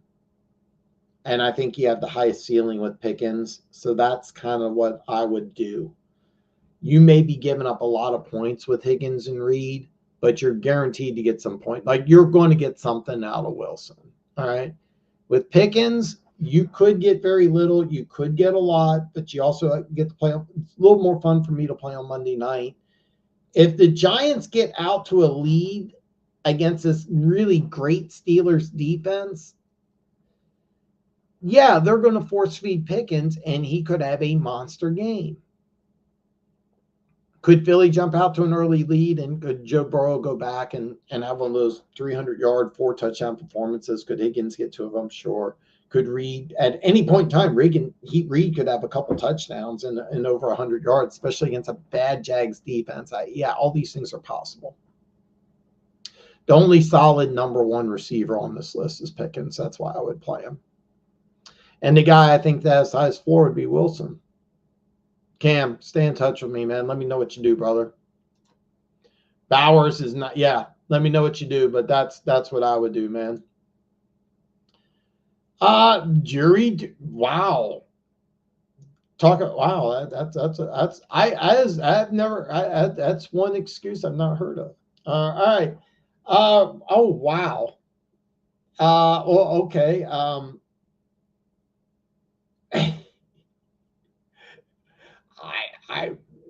gonna level with you. I would, Justin, man. I don't recognize you, man. Please hit that subscribe button. I would not make a trade. You got 3 good running backs. You got 2. I mean, you got a lock solid St. Brown. I think Pickens and Flowers have upside. I would stay put. Stay in touch with me. I got to wrap up the show, but stay in touch. Garrett Wilson, Amari Cooper, Dobbins, PPR. I like Dobbins. I think he's going to have a big game. I think they're just going to lean on Dobbins. The Saints going with looks like Spencer Rattler again. The defense is solid, but I really think that they're going to lean on Dobbins. I like a running back more than I like a receiver in a PPR league. That's just personal opinion. personal preference. Look, I really think Dobbins will get about 20 to 25 touches. So you traded JMO for Dobbs. I mean, well, Jordan, I don't recognize you. So, man, hit that subscribe button. I got to wrap up the show, so I can't dive into this as much as I would like. I like it because you're missing JMO for 2 weeks. Sam Laporta has been banged up. I think he's getting more healthy. I think that his touches will increase. And then when Jameson Williams gets back, he's going to be used a little less. Dobbs, I have no idea because Green Bay does something different every week. Good luck. But I don't think it's all. You're missing. JMO's gone for the next 2 weeks. I don't know how productive Dobbs is going to be, but you're getting nothing out of JMO for a couple of weeks. So yeah,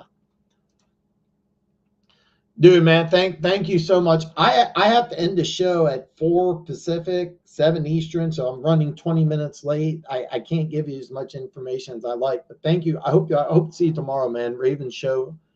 What a cool name, man. It's just badass. Hey, man, Curtis Martin, I come back. I want to rant about Curtis Martin, how much I love him.